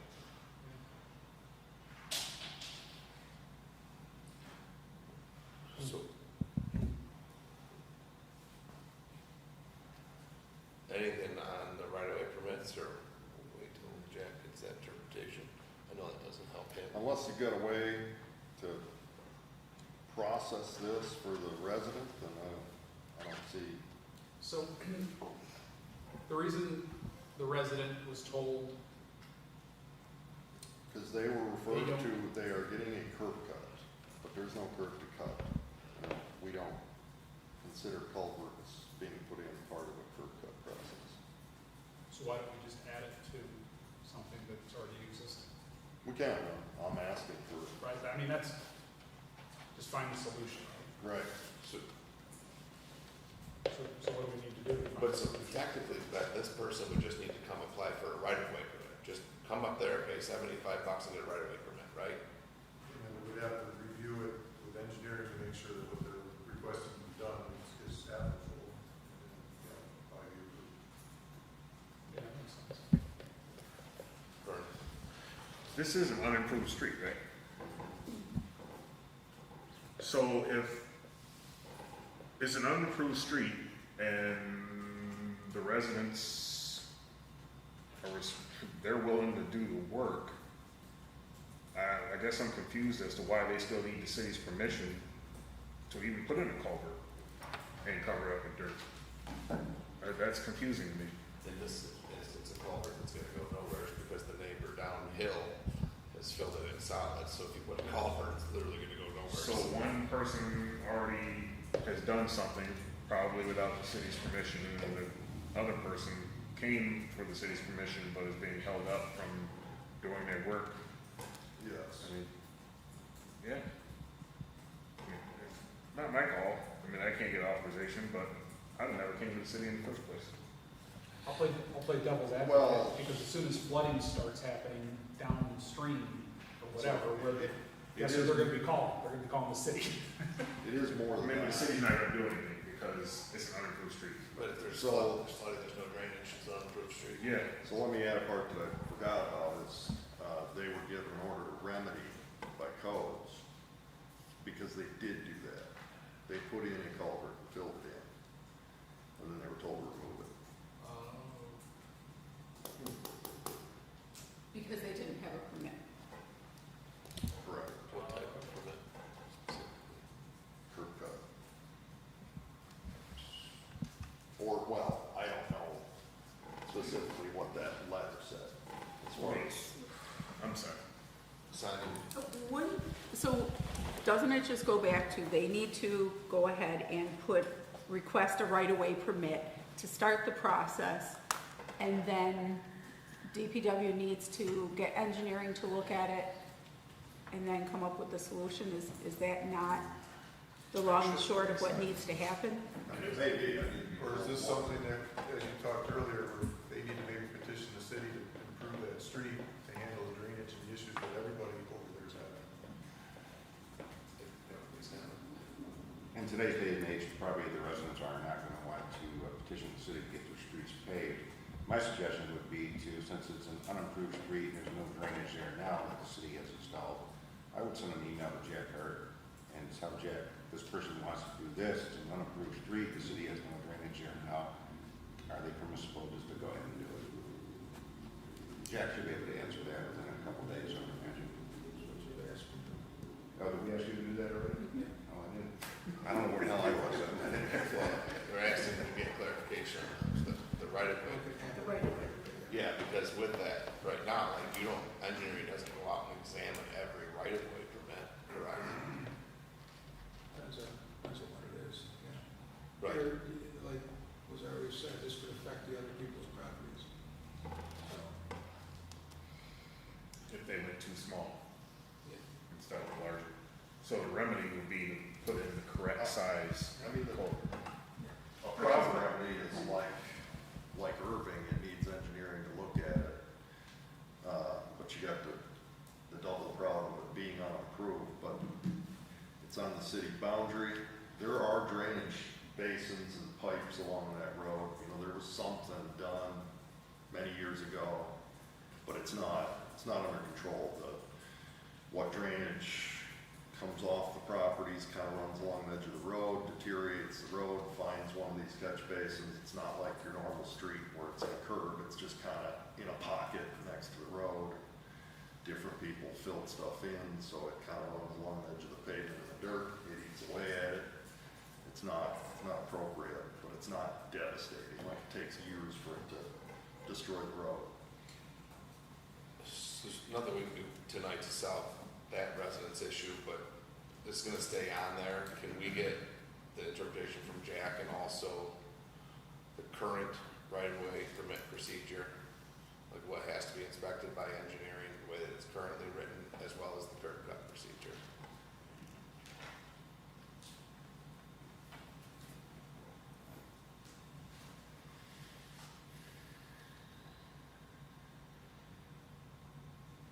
Are you good on your sheet? Yeah. All right, thanks, Bill. Can we install ramps on our driveway in the right of way? Can we put a ramp? What kind of ramp would you like? Skateboard? Like a skateboard ramp? Yeah, but if you ramp and you hit the tree, then it's your problem. No, the city wants it too. So, all right, the next item is the street paving list of the schedule. Bill, that was you that sent that out. You're right. Bill, you sent that out yesterday, was it? Yeah. Yesterday, the day before. No, it was yesterday, I'm sorry, yeah. The question, but it's like, how do streets get on there? How do they get graded? Like, what qualifies that's through the CHIPS program. Engineering does a scoring system, and they also, the streets on that are, you can't touch, once you do it, it's a 10-year plan. So it's kind of got the process, there's a map, there's a scoring system that they use to kind of move them around and determine what happens on an annual basis. That's handled through engineering. It's handled through what, I'm sorry? That's handled through engineering. Bill, I was gonna say something. I was just gonna say, there's a rating system that engineering does, and, Ben and I talked about this earlier today, and probably the best thing we could do is have engineering put together something, so to let you know how they do their ratings. Yeah, because like the question would be like, look at some of the streets, like, just ask for a street, like, how does Seneca Avenue, this river potholes, the whole length of it, not qualify or get scored? That's like, so that's a question, you give a specific. When was the last time it was done too? So that's everything that plays into this. So once you spend CHIPS money on a section, you can't go back to it with that money. You can go back to that with other funds, but you can't go back to that with the CHIPS money. So there's a cycle kind of for this as well as the scoring. Example, then. The red mean that those are not going to get done? Well, thanks, I was gonna ask that. Yes. Okay. And then the second part of that is just going back to because I see priority ranking and then I see condition rating. And I'm just looking at the very last one and it has a priority ranking of 101.7, which is higher than all the rest. So am I reading this incorrectly? How come that particular one isn't higher than some of the ones that say King Street at 71.3? Or is that not a priority ranking? Is that ranked differently? That's what I'm gonna have to get, engineering to Okay. explain, ranking, what priority ranking means and that, yeah. So would they, is that something you have them come in on, or just, We can either have them come in on or put together, I was just gonna say, if you wanna just leave it there, then have them come in and just speak on it quick in a couple of weeks? yeah. I don't know if we can have it. Let's see how busy they are, and then we can either Yeah, that's supposed to start this program here in July, so there would be. Like the end of July, we can get them done. Or we can get Dave to put together a summary of how they rate them, and then at a later date, come in and explain it all to you. Okay? Jason? I just want to throw in my 2 cents on my opinion. I've been on the council 4.5 years now. I don't feel like the CHIPS funding covers what we need to cover each year in the city. So I think we need to start considering in budget time more money for improving street surface conditions.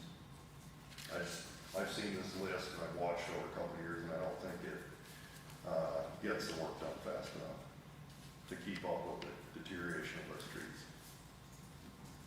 I think we can also add that to the list and send it to the mayor.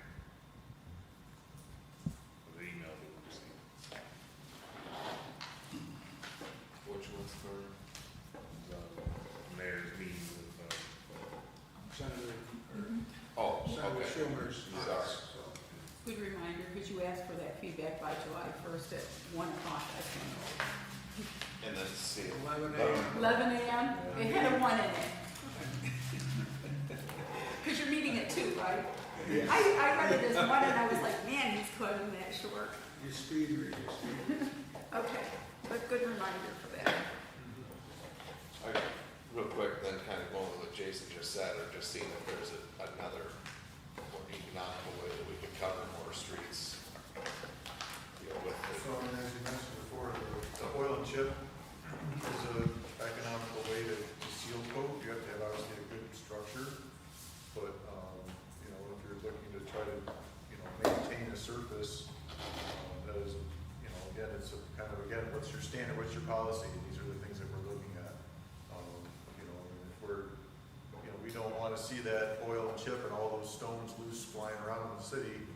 Again, it's kind of more of a rural, I do some villages and stuff do it, but if that's not something you're really looking for, and all that stuff goes in your storm drains, it all becomes a problem. So it seems like your standard has kind of gone to that mill and pave, but, you know, those are some options. I know that, I think at the park, you guys did a grind, where you take the material that's there, you grind it up, but again, it never got surfaced, so, the final surface treatment never got completed with that, so you're now back to a very granular material that has to be addressed and fixed. So, but I think you're right, I agree with you that, we should look at this and see maybe what funding should be, what needs to be done to start to manage the road work, within the city limits. Okay, John? So just on that same note, when you talk about the cheaper alternatives, first of all, I think Washington Street, right in front of Alden Robinson's house, would be great for that oil and chip. All the chips would be popping up, hitting us. I think that'd be really nice. It would certainly slow traffic down, and for a bike boulevard. But when Ben, one of the first things you did here was you looked at the parking lots of the parks. Did you, off the top of your head, was that using concrete, or was that using blacktop, or was that oil and chip? That was blacktop, and that was based on county bid. Okay. Would it be drastically less, cheaper alternative to consider the oil and chip route, or 6 in one, half dozen in another? I mean, oil and chip is a very quick, again, you're only talking a fairly smooth. So I guess the other issue that you hear complaints about, especially with oil and chip, is the road surface becoming bumpy. So people that are on bikes, people that are with strollers, it's not a fairly smooth surface, it becomes very bumpy. So, you get a lot of complaints about that. But I was just thinking, like, if we looked at that for park options, where people are, But again, people that's are what we going have very to slow. figure out, is there places that maybe it is warranted, some of these little short streets here and there that to help kind of seal them, that's what we have to look at.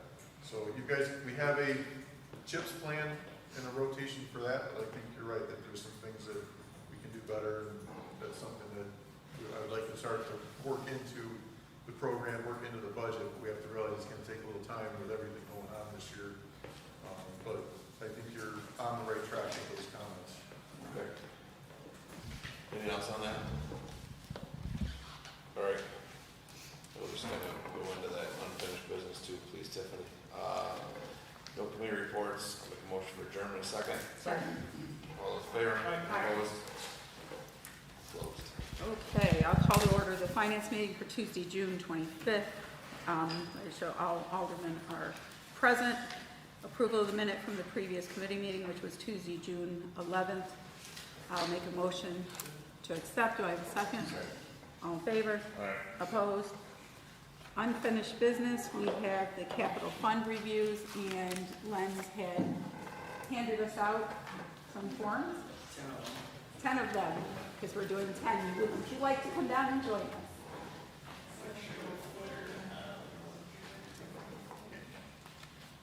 Only because he's got 10 in here. Don't want you to feel bad.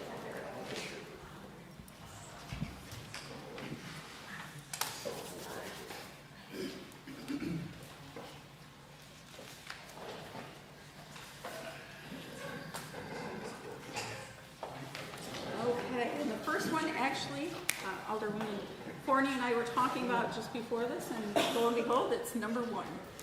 Okay. First one is capital budget 203, franchise card entrance. We haven't done any work with that capital project. It was created in 2021, and we have a balance of $50,000 in there right now. So is this the one for the for the entrance way and to pay for the entrance way and? That was a new entrance Yes. sign that, and I thought before Robert left, there was a bit in for the sign was being designed, I don't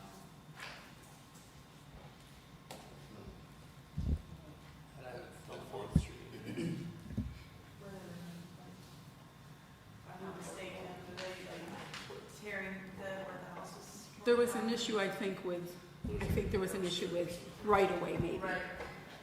I think there was an issue with the sign too, the company, the company disappeared or they changed No, something? no, I think sign that there was an issue with the property line, and it was gonna take away some driveway on the one side.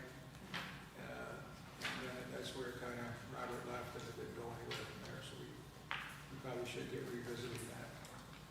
That just puts on this list. So, in addition to that, with the sign though, we also needed, the walkway. Jen, you were talking about the walkway. Yeah, I think when we went to do the Fran shop cleanup initially, we had talk about taking money from contingency to clean up the walkway that is there, because of the overgrowth of the trees was covering the lamp post that was down, the brush on the walkway has overgrown into the pavement was cracked, and just cleaning that up so it was appealing and safe to walk into the park, because that kind of also starts the trail, the mile trail or whatever that's in there. But again, we had just had other projects that came up, and when we were talking about the funds, and I think, you know, taking a couple, that's another meeting, but a couple thousand, you know, to kind of get those things started, since we can't start the other entranceway, as we're cleaning up that park and So, I can't remember the actual cost of the entranceway. But Mayor, is that something that there would be money in there to kind of clean up the actual, trailway leading up to it? that's already out, that's already there. Yeah.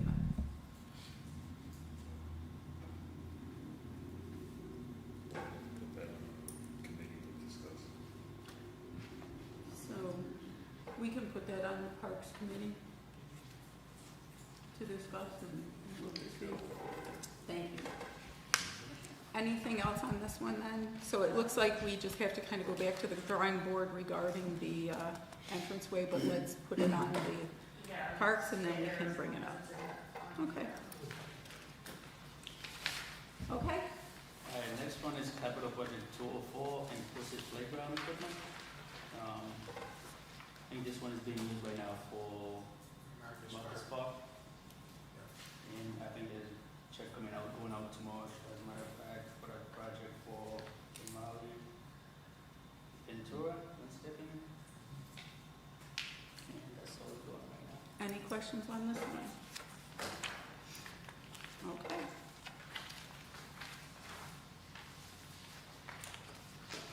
And next one is 208 South Union Street Getaway. That project right now is under $195,000, but we didn't have enough money in there, and we have some money extended for CPL for that project, but that money will be replaced as soon as we bank for the project. I think we should be next month. And the rate was still pretty favorable too, if I'm not mistaken, it was like 4%, 4.5. That's what we passed tonight. So when we pass that tonight, when we get reimbursed or when we get that money, that's gonna take us out of the hole. Yeah, when we get the bank. Is that, And that's gonna be enough then to pay. there's still gonna be enough to pay where we're not gonna have to go back and rob Peter to pay Paul? The only question I had, Mayor, was South Union Street, that amount, does that include, did we include money for inspection? Inspection, yes. Included, okay.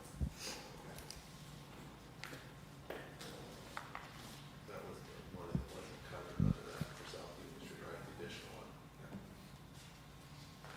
Any other questions? Okay, thanks, Lawrence. The next one is 209 Fire Station Safe Track. This one is still being worked on. We have a balance of $20,891 there right now.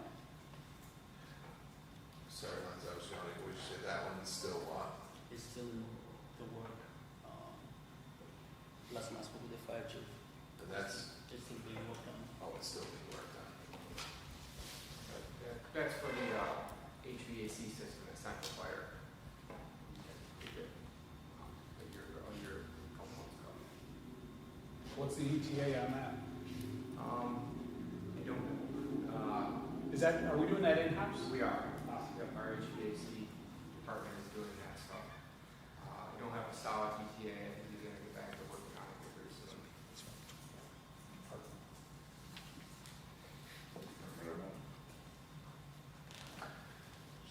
One is the longest. Any more questions on that?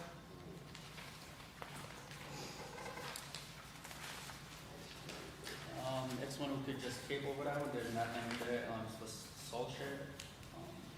There's no money there, and I don't know where we're gonna go from here with this one. I don't know. Okay, The salt shed, there's no money in there right now, okay.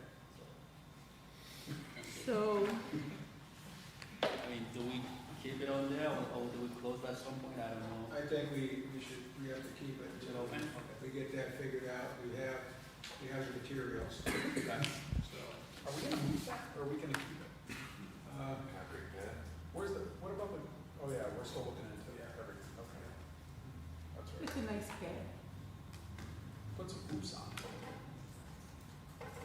So that, Bill, that was for that one that's down at the Front Street Yes. yard waste area, correct? That would ultimately replace the one. Yes. So we'll keep this one until we figure out what we'll do with the salt shed. Is that what I'm hearing? Okay. Next. Next one is 213 stimulus fund, which is the ARPA fund. We have 130,000 as a balance in there right now. But if you look on the right hand side, there's a breakdown of everything that's allocated for the capital project. There's only roughly 18,000 that's not allocated just yet. So, It's very small. so can I ask What's small, that, the print or the balance? Both. Both. I said, what's small, the print or the balance? I can't see. well, I was gonna say next time, could we have a lighter color? Just, Sure. you know, or darker print, or bolder print, either one will work. Looked good on the computer. I'm sure it did. I'm sure it did. Maybe we could, you know. I do appreciate the color and the context. So that says 18,000 something on the bottom. The bottom is 18,000 unallocated. Okay. That's what we have left. We have to, are we getting close to having to allocate that? No, We have until what, When, 2025? December 2025. so we have $18,000 to use by 12/20/25. I mean, 111,000 of that is for the HVAC for the building, and we've yet to create a capital budget for this HVAC for the building. So I don't know if we're gonna do that at some point, to move that money over. Okay. 18,269.90 Dave, to be exact. I can see it. Being the oldest one here, I can still read it. But thanks, Jerry. Any other Those trifocals he has on. comments, questions? Or messing with Dave that we need to participate in before we move on? Just checking? No, we'll have to. Okay. All right, we're on to the next one. Capital project 215, comprehensive development plan for the city. This one is funded by DOS, Cat County, and ESD. It's a fully funded program, but right now we devote for $25,000. That money will come on as we submit reimbursement. That money will come back to us. It just timing. The full amount or just 25K? The full amount is $110,000. We've already received the Siemens money, Right now. $5,000. We've already received the Cattaraugus County money, the $5,000. We'll So visit. what'll come back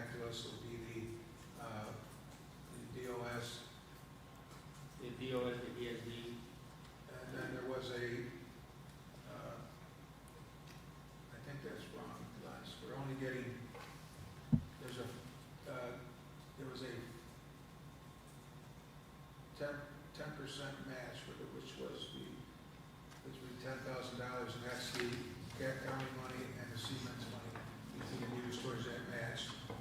So we will get, between DOS and ESD, we'll get $90,000 back. We received 41,000 so far this year. Any other questions? Okay.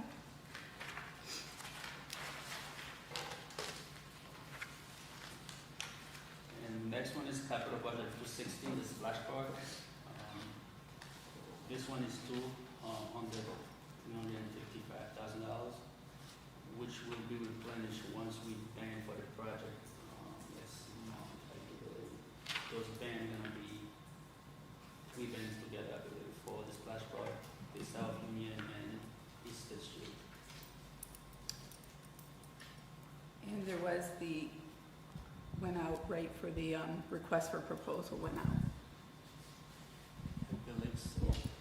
We got notices on it, so we're moving, which is good. Any questions on this one, the splash park?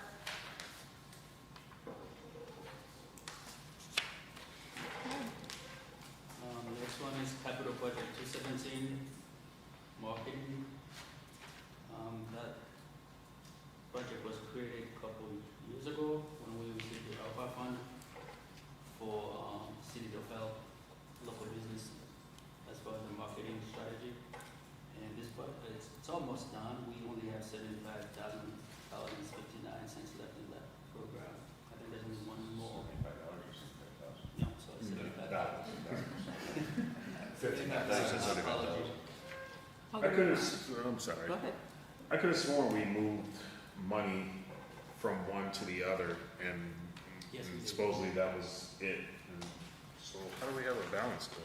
But, I mean, we still had a couple businesses that still have like some outstanding money left behind. I think there's one more business that can come through with it, and I think that's something else.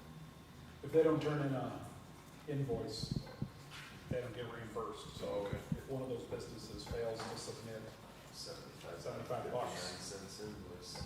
The other programs that last one, but it's got over 5,000 in it still. what does? The real estate. Yeah, we moved some money from the marketing to real estate, I believe, we have more business in the real estate. How much is in that one? 5,074. I forget what Carrie do with that. Is that committed? So all of those dollars were committed. I mean, we had one more, one more business come, and we did fund them, not at the full amount, because there wasn't that much left in, but there was that last one, and that was a few months ago, that came through because there was some monies left unaccounted for, because we had a business that decided not to take advantage of it. So I think it's just a matter of them submitting for reimbursement at this time. That's what I believe it is. I believe that's correct. So we can actually give you an update on that. Yeah. And if they're not going to, then we should probably reallocate it to the 18,000 and make sure we spend it before we lose our opportunity. Yes, because there were, I mean, some other businesses that I think might have come forward. So if they're not going to use it, you're right, because we want to be able to give the best possible opportunity to the businesses we have. Yeah. And on this, I just want to say I talked to a number of the businesses who were so appreciative of this program and the opportunity that the city gave it to them with this. So if ever we have the opportunity again, I think it was well worth. And last one is 218, the real estate part of that program we just discussed. It's $5,000 in there right now. I think we probably have 4 more businesses left on that to withdraw that money. I think it's $5,000 each. So the remaining of that, that's divided between those 5 people. So So that was where the mayor was just gonna have Carrie give us a kind of an update on it, so we know where it is, and if they look like they're not going to request full reimbursement, that we can look to maybe reallocate, so.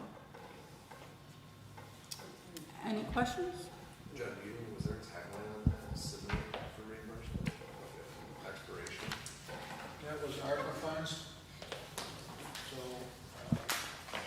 We gave it Like into how the long? individual businesses. Yeah, is there an expiration date on how long the business has to submit for reimbursement, or I thought you there just was. gotta keep it there for? No, I thought there was there, because there was a contract. That was a 2-year plan. Carrie will probably, so Mayor, you'll have Carrie look into that and give us an update. And it depended on whether it was rental, part of it was rental, because Could be we're used for paying rent. for the right, that then it could be spread over the 12 months. Yeah. So that might be too where we're seeing some of it. Yeah, because it was purely reimbursement based. Yes, so for the one who was last, they would, I think she would probably have at least 7 months or so left on that. Yeah. Because other than the real estate assistance, what was that one called, like the rental assistance? That was this one? Yeah, and, yeah. The other one was more for like advertisements and signage and such. Okay, I just remember hearing the word rental, that's why I was. And that one got, Used for rental, or if somebody bought a property, like 5,000 could be used towards closing costs or something, or down payment. okay, any other? Excellent. Thank you, Len. I think we got maybe 18 to 20 more to go through, just so you know. Okay. So, Well, that's, I know it is, because we're closing in on it. So, can I? Yes, you may. So, I'm not gonna be here for the next regular meeting, so if you could just schedule all 18 of those, that would be great. Now we'll wait until you come back. Okay, new referrals for consideration, increased contribution to Capital Fund 118, ambulance reserve. And Len's had distributed a form, and next time I'll I'll use let the color. you and, yes, and the color in this is perfect. Yes, Colors on this. It's very simple. Very lovely. so, is that, Yes. yes, Yeah, we've talked about this a few times. Does everybody remember? Yep. Okay, so we're basically just trying to gauge like what the appetite is, and then if we could get a PL to move it forward finally, once we figure out what that number is. Len and I were talking, we think somewhere between the 10 and 15% range of ambulance revenue would suffice for getting an ambulance every 2 to 3 years. Obviously, there's some variables there with how much revenue actually comes in, is collected, and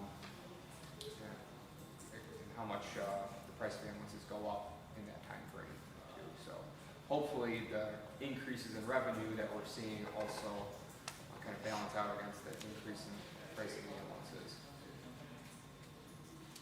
Chief, just repeat that. You said something, kind of the spot you're looking is between 10 and 12%?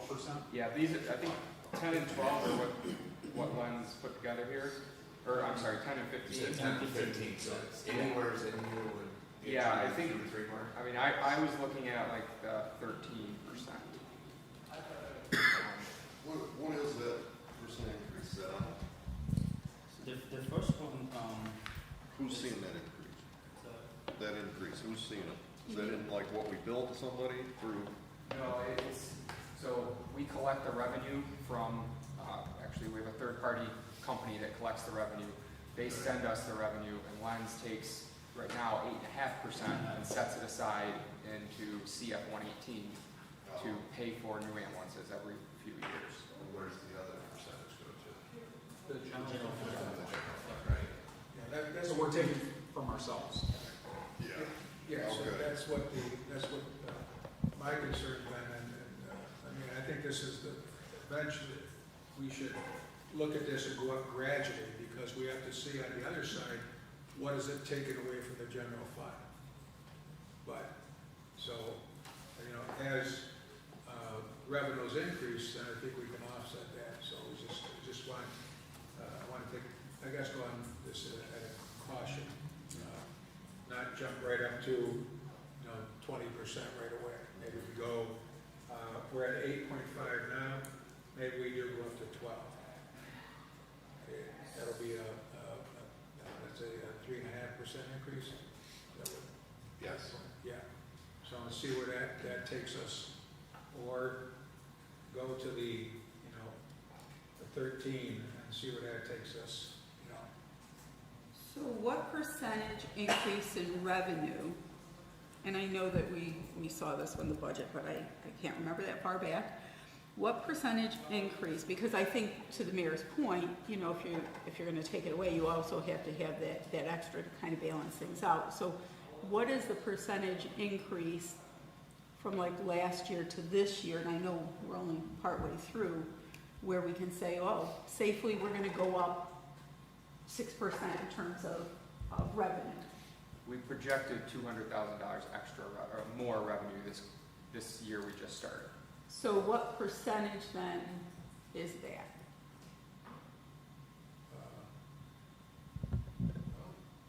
It depends on where we go to. Okay. At 8.5, so what's 8.5% of 200,000? No, I think she's asking what that 200,000 is an increase of what percent on the revenue? Yeah, so, From So last from year, last what year, percent yes. increase are we seeing with that 200,000? Yes. Is it 2% increase or is it a 4? yes, That's the question, or lens, sorry. Because that, I think, will inform us as to what might be reasonable to go up to. So if we had that number, that percentage, does that make sense to everybody? Kind of like, what's it? Go ahead. So currently, if you were to go out and buy one now, you would just pay the balance on fund balance, is that what's happened in the past? No, we wait, we've had enough at 8.5% on a 3-year rotation. This year we took it longer than normal because the price increase in the ambulances, we had to wait. But the way prices going up, So you waited 3 years or 4 years? It was 3.5. I think our last ambulance was 2021, and we're gonna take delivery of the one we have purchased now at the end of this year.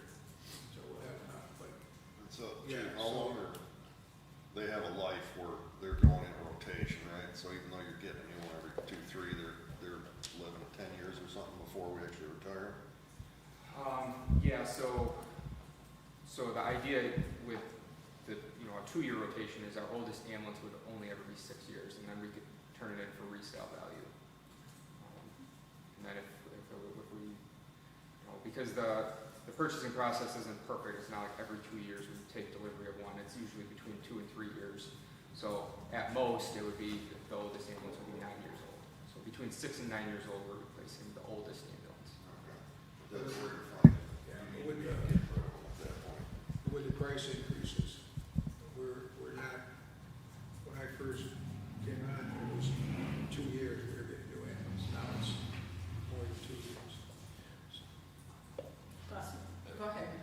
Well, I was just gonna say, so let's say you take delivery, but you still just don't quite meet the ambulance is here, you have to pay for it, that money has to come from somewhere, correct?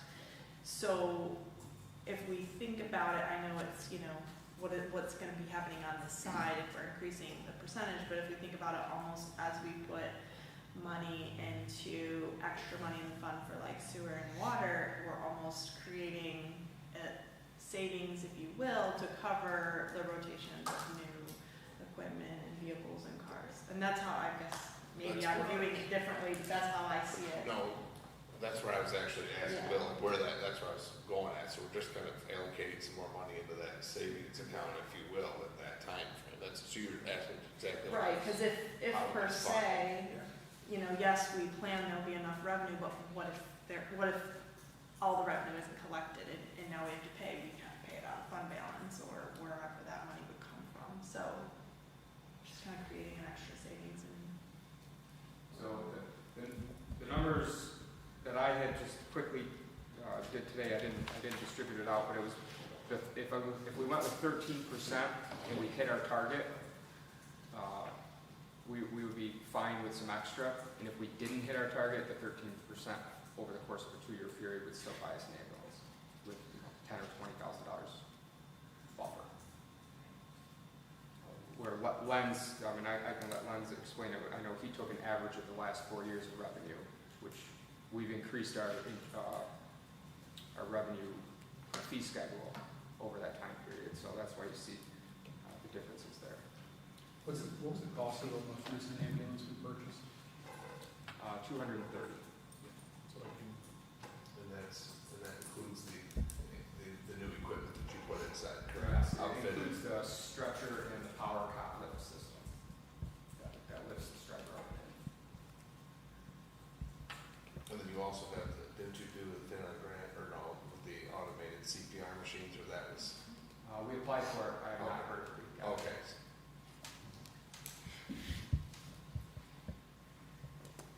So I guess really the question is just, how much are we willing to say we want to have for budgetary purposes, right? We're earmarking for this. I mean, personally, I'm comfortable somewhere between 11 and 12%.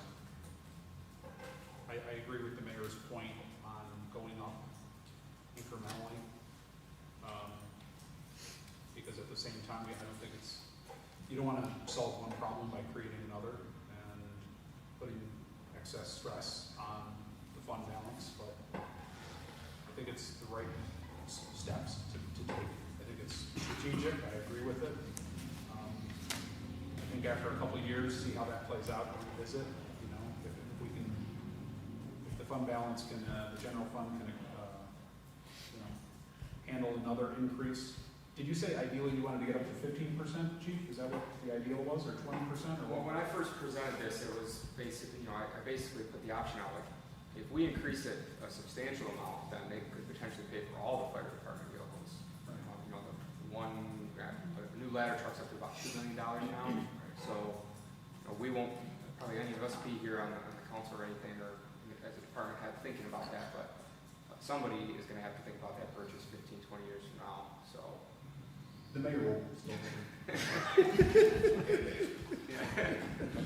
So you're saying that the extras that would accrue over that time period, then help pay for that?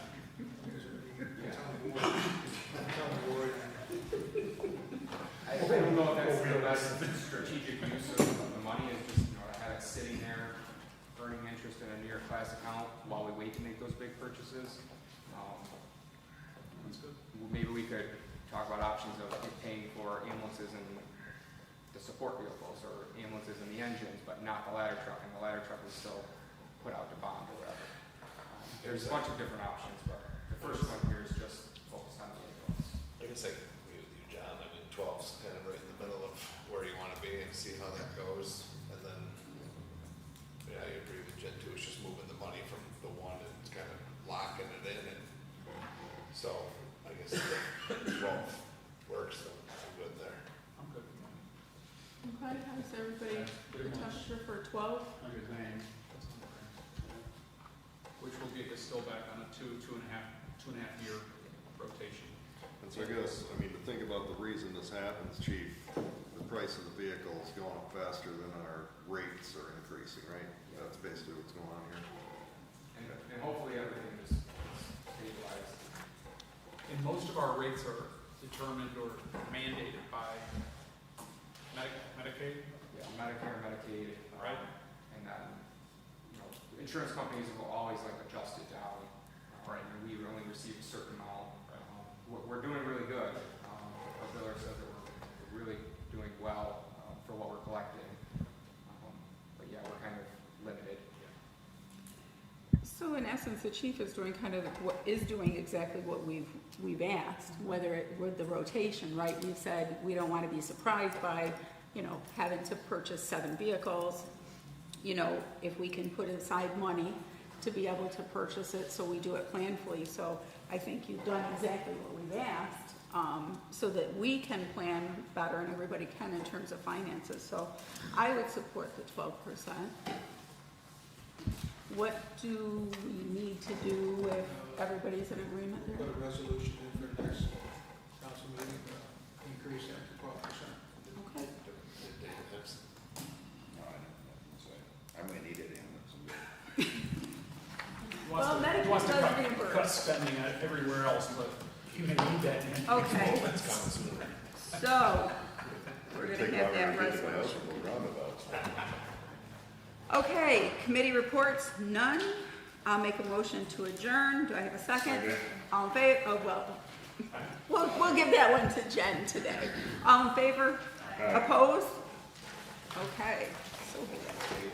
All right, so call to order Youth and Recreation Committee, Tuesday, June 25th, 8:10 PM. Well, all members were present. Approval of minutes for a previous committee meeting, Tuesday, June 11th. I'll make a motion to accept. Second. Second by Alderman Robinson.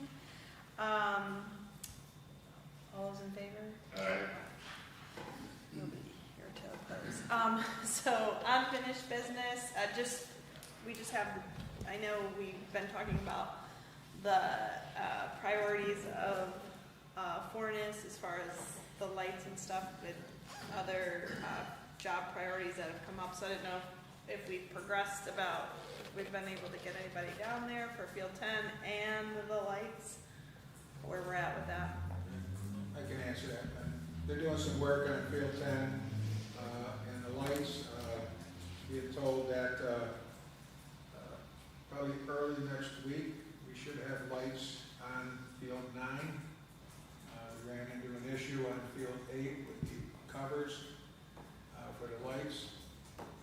Several of them cracked because the vendor sent the wrong screws, so the vendor is making that good.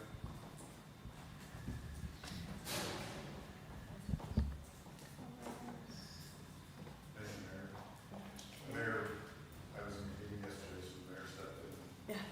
Thank you. I'm sorry. So the mayor stepped in and took care of that, and, lighting on that, so thank you for that. Okay, so they're replacing those, they're sending the covers and the screws, is that what you said? Yeah, they'll be replacing them, so we might have a slight delay on date. Okay. All right, thank you for that. Next on, unfinished business was Oak Hill Park. So I know we, talked about this last time, but just, again, we were getting someone to do the trees over the basketball court, and I haven't been down to look since. I don't believe that's been done yet. Okay. It's been presented to the contractor Okay. to do that work. And then, I remember her name, came back, right? She came, and she was gonna work up something, a design for the other area. Is there an update on that? For the overgrowth? Yeah, can't remember. So, yeah, I haven't got an update on that. We talked about it, but I haven't really got a good update on that. There's been some conversation between them and the beautification committee of different board members. Okay. So I do think that the overgrowth has gotten to be extensive and probably needs trimming back until we have a solution. It's pretty unsightly.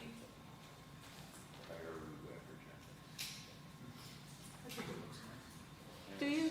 Natural. Yeah, I think if our residents' yards look like that, we might have issues.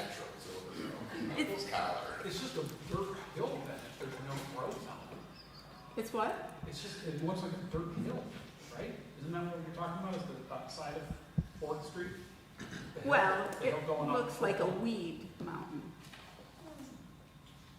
Dandelions are weeds. Well, if your yard looks like that, we'll talk. We'll call codes then, on you. Who's putting together a plan on that? Don't know that. Is John? John is lucky to get a plan and engineering is, he had a rough drawing, so they're drawing it and pricing it out. Oh, cool, okay, Okay. thank you. I did talk, Ben and I talked about this yesterday, and we'll get somebody in there, we whack that out down, so. Okay, thank you. Thanks. And the new referrals for consideration, I put this on here just because, I know we talked, so we had the RFPs for security cameras, and then we said, Didn't meet our needs. I don't know what we said, yeah, didn't meet our needs. So I don't know $600,000. where we go, have we discussed another direction? You know, do we want to pursue another direction? Are we just scrapping that idea? I know, it's an issue everywhere, so, in all the parts. But, I don't know, are we just not talking about that anymore? I don't know. I just, So I'm trying to figure out our appetite for redesignating the security. yeah, what are we just, yeah, what's the plan? Is What are there a these plan? body cams for the police work? Do they tie to the car or something? Can we just strap them to a tree in the park? Aim at it where bad things happen? Well, now, what do they call that for hunters, that's. So, I do think that Carrie might have some, because we did talk about this, and I can't remember if we needed to provide, I think, some clarification to her more than what we had done previously when she came, and we were kind of like, no, that wasn't it. So I think that it was perhaps that we needed to be a little clearer in what we wanted as, in terms of looking at it, if I remember Mayor correctly. Yeah, because I think what you're saying, the proposal was, it was extensive, and, I mean, I remember I felt like it was more than we needed, and the price tag was way more than we needed. And we had talked about whether or not there was some Wi-Fi availability, Yeah, and something. where it didn't have to be wired, that it might be in, you know, Right, we could less put costly. an in-house system together or something, somebody's crafty and. Yeah, I think we all agreed, like, I think, why not start with at least something that just records, like, you have something on your business. I don't think it necessarily needs to feed into Right, 'cause the police station. That proposal was Live. like somebody sitting and monitoring, but it was more like, hey, we just need to record, so if we need to enforce At something. least we can give the police a description of Right, vandalize something, Yeah, and people know hopefully it's do getting some recorded. deterrence. yeah, that's right, Sonny's right, Yeah. we just thought the proposal or proposals were like over the top. Right, so we were looking for Wondering if more there like was what you anybody said, that going to the cloud. proposed something less intense. could we, I know it's 8:30 at night, I'm always at the end, so, can, we say, it's like collectively, like over email or something, just like what are the most important features, or like, and then, you know, send that to Carrie to see, you know, what her next steps could be with it. I would recommend we send it to the mayor, and Well, let him disseminate, you know, whoever he tasks to, you know, look into an affordable surveillance option that, you know, will meet our needs, and we take that first step. That's Well, probably- That's what happened the last time. You Yeah. gave us direction, and then there was no follow-up with your direction. I was gonna actually agree with you on that, Bill. That was the problem last time, it was security cameras. Because the price went up. Well, no, because the direction was we want security cameras in the park, so that became this encompassing huge thing. It was like, I think what Carrie asked is like, which parks do you want it in, so that way they could have more of a nailed down direction of like a cloud-based system in Yep. Lincoln, So I guess war vets, and pick another park. from that perspective, then, do we have any data, you know, whether it's police or expenditures that tells us like somewhere we need to do this, or do we just think we need to do it?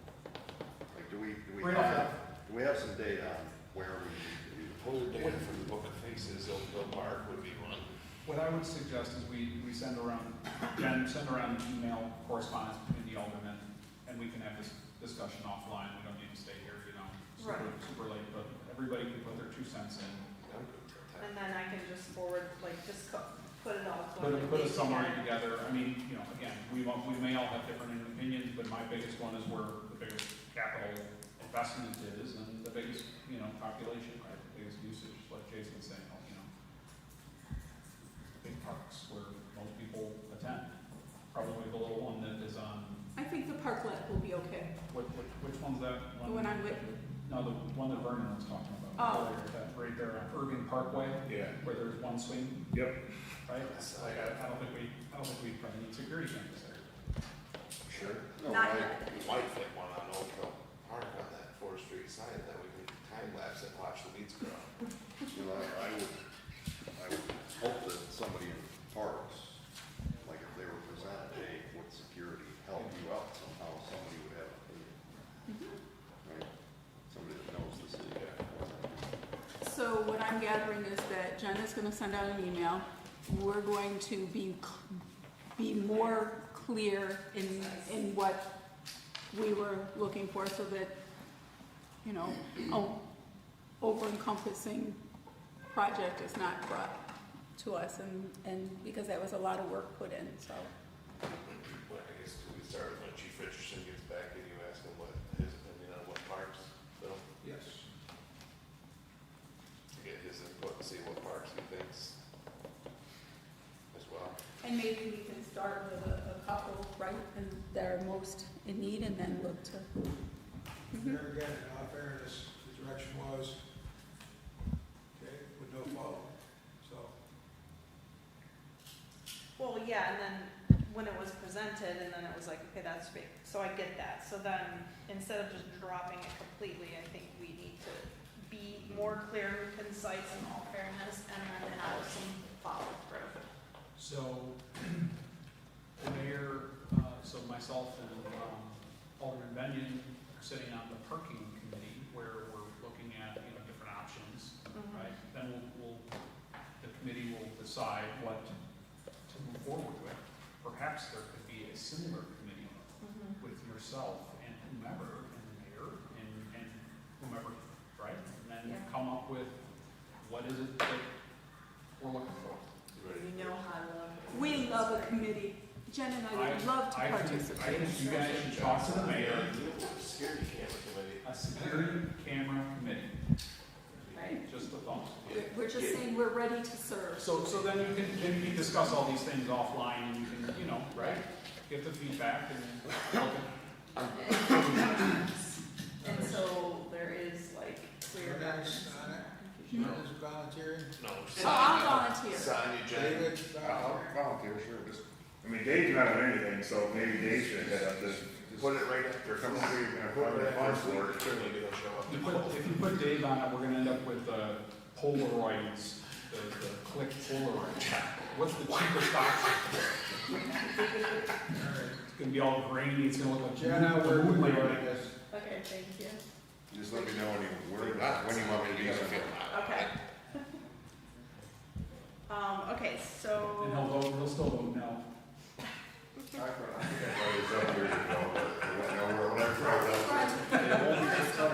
yeah, so, committee reports, I have none, so I'll make a motion to I'll adjourn. second. Thank you. Woman McCall, all those in favor? Aye. Aye. No opposed? All right, I call the order of the Public Safety Committee for tonight, at 9 o'clock. Approve the minutes from the previous meeting, can I get a second? Second. Second by Forney, all in favor? Aye. Opposed? All right, unfinished business, 2 Mile Creek. This is basically just an update from the city to find out where we're at on that. If we've installed a sluice or if we're still waiting. Last we heard, all the material was in-house and we're gonna do this in-house. Just looking for a quick update, that's all. So the pipe's been installed, so we're kind of letting things settle in and then we'll be paving, making repairs to the asphalt. All right. Thank you for, wait, I'm sorry. Then we'll be waiting on, Waiting for the dirt to settle and then paving the asphalt. where they thank you. I think it must have worked, because it was in there for the last storm, I didn't get the call, so. Oh, I did. For the other streets. All right, so that is a separate issue, so, and that's not on the agenda, so we'll move on.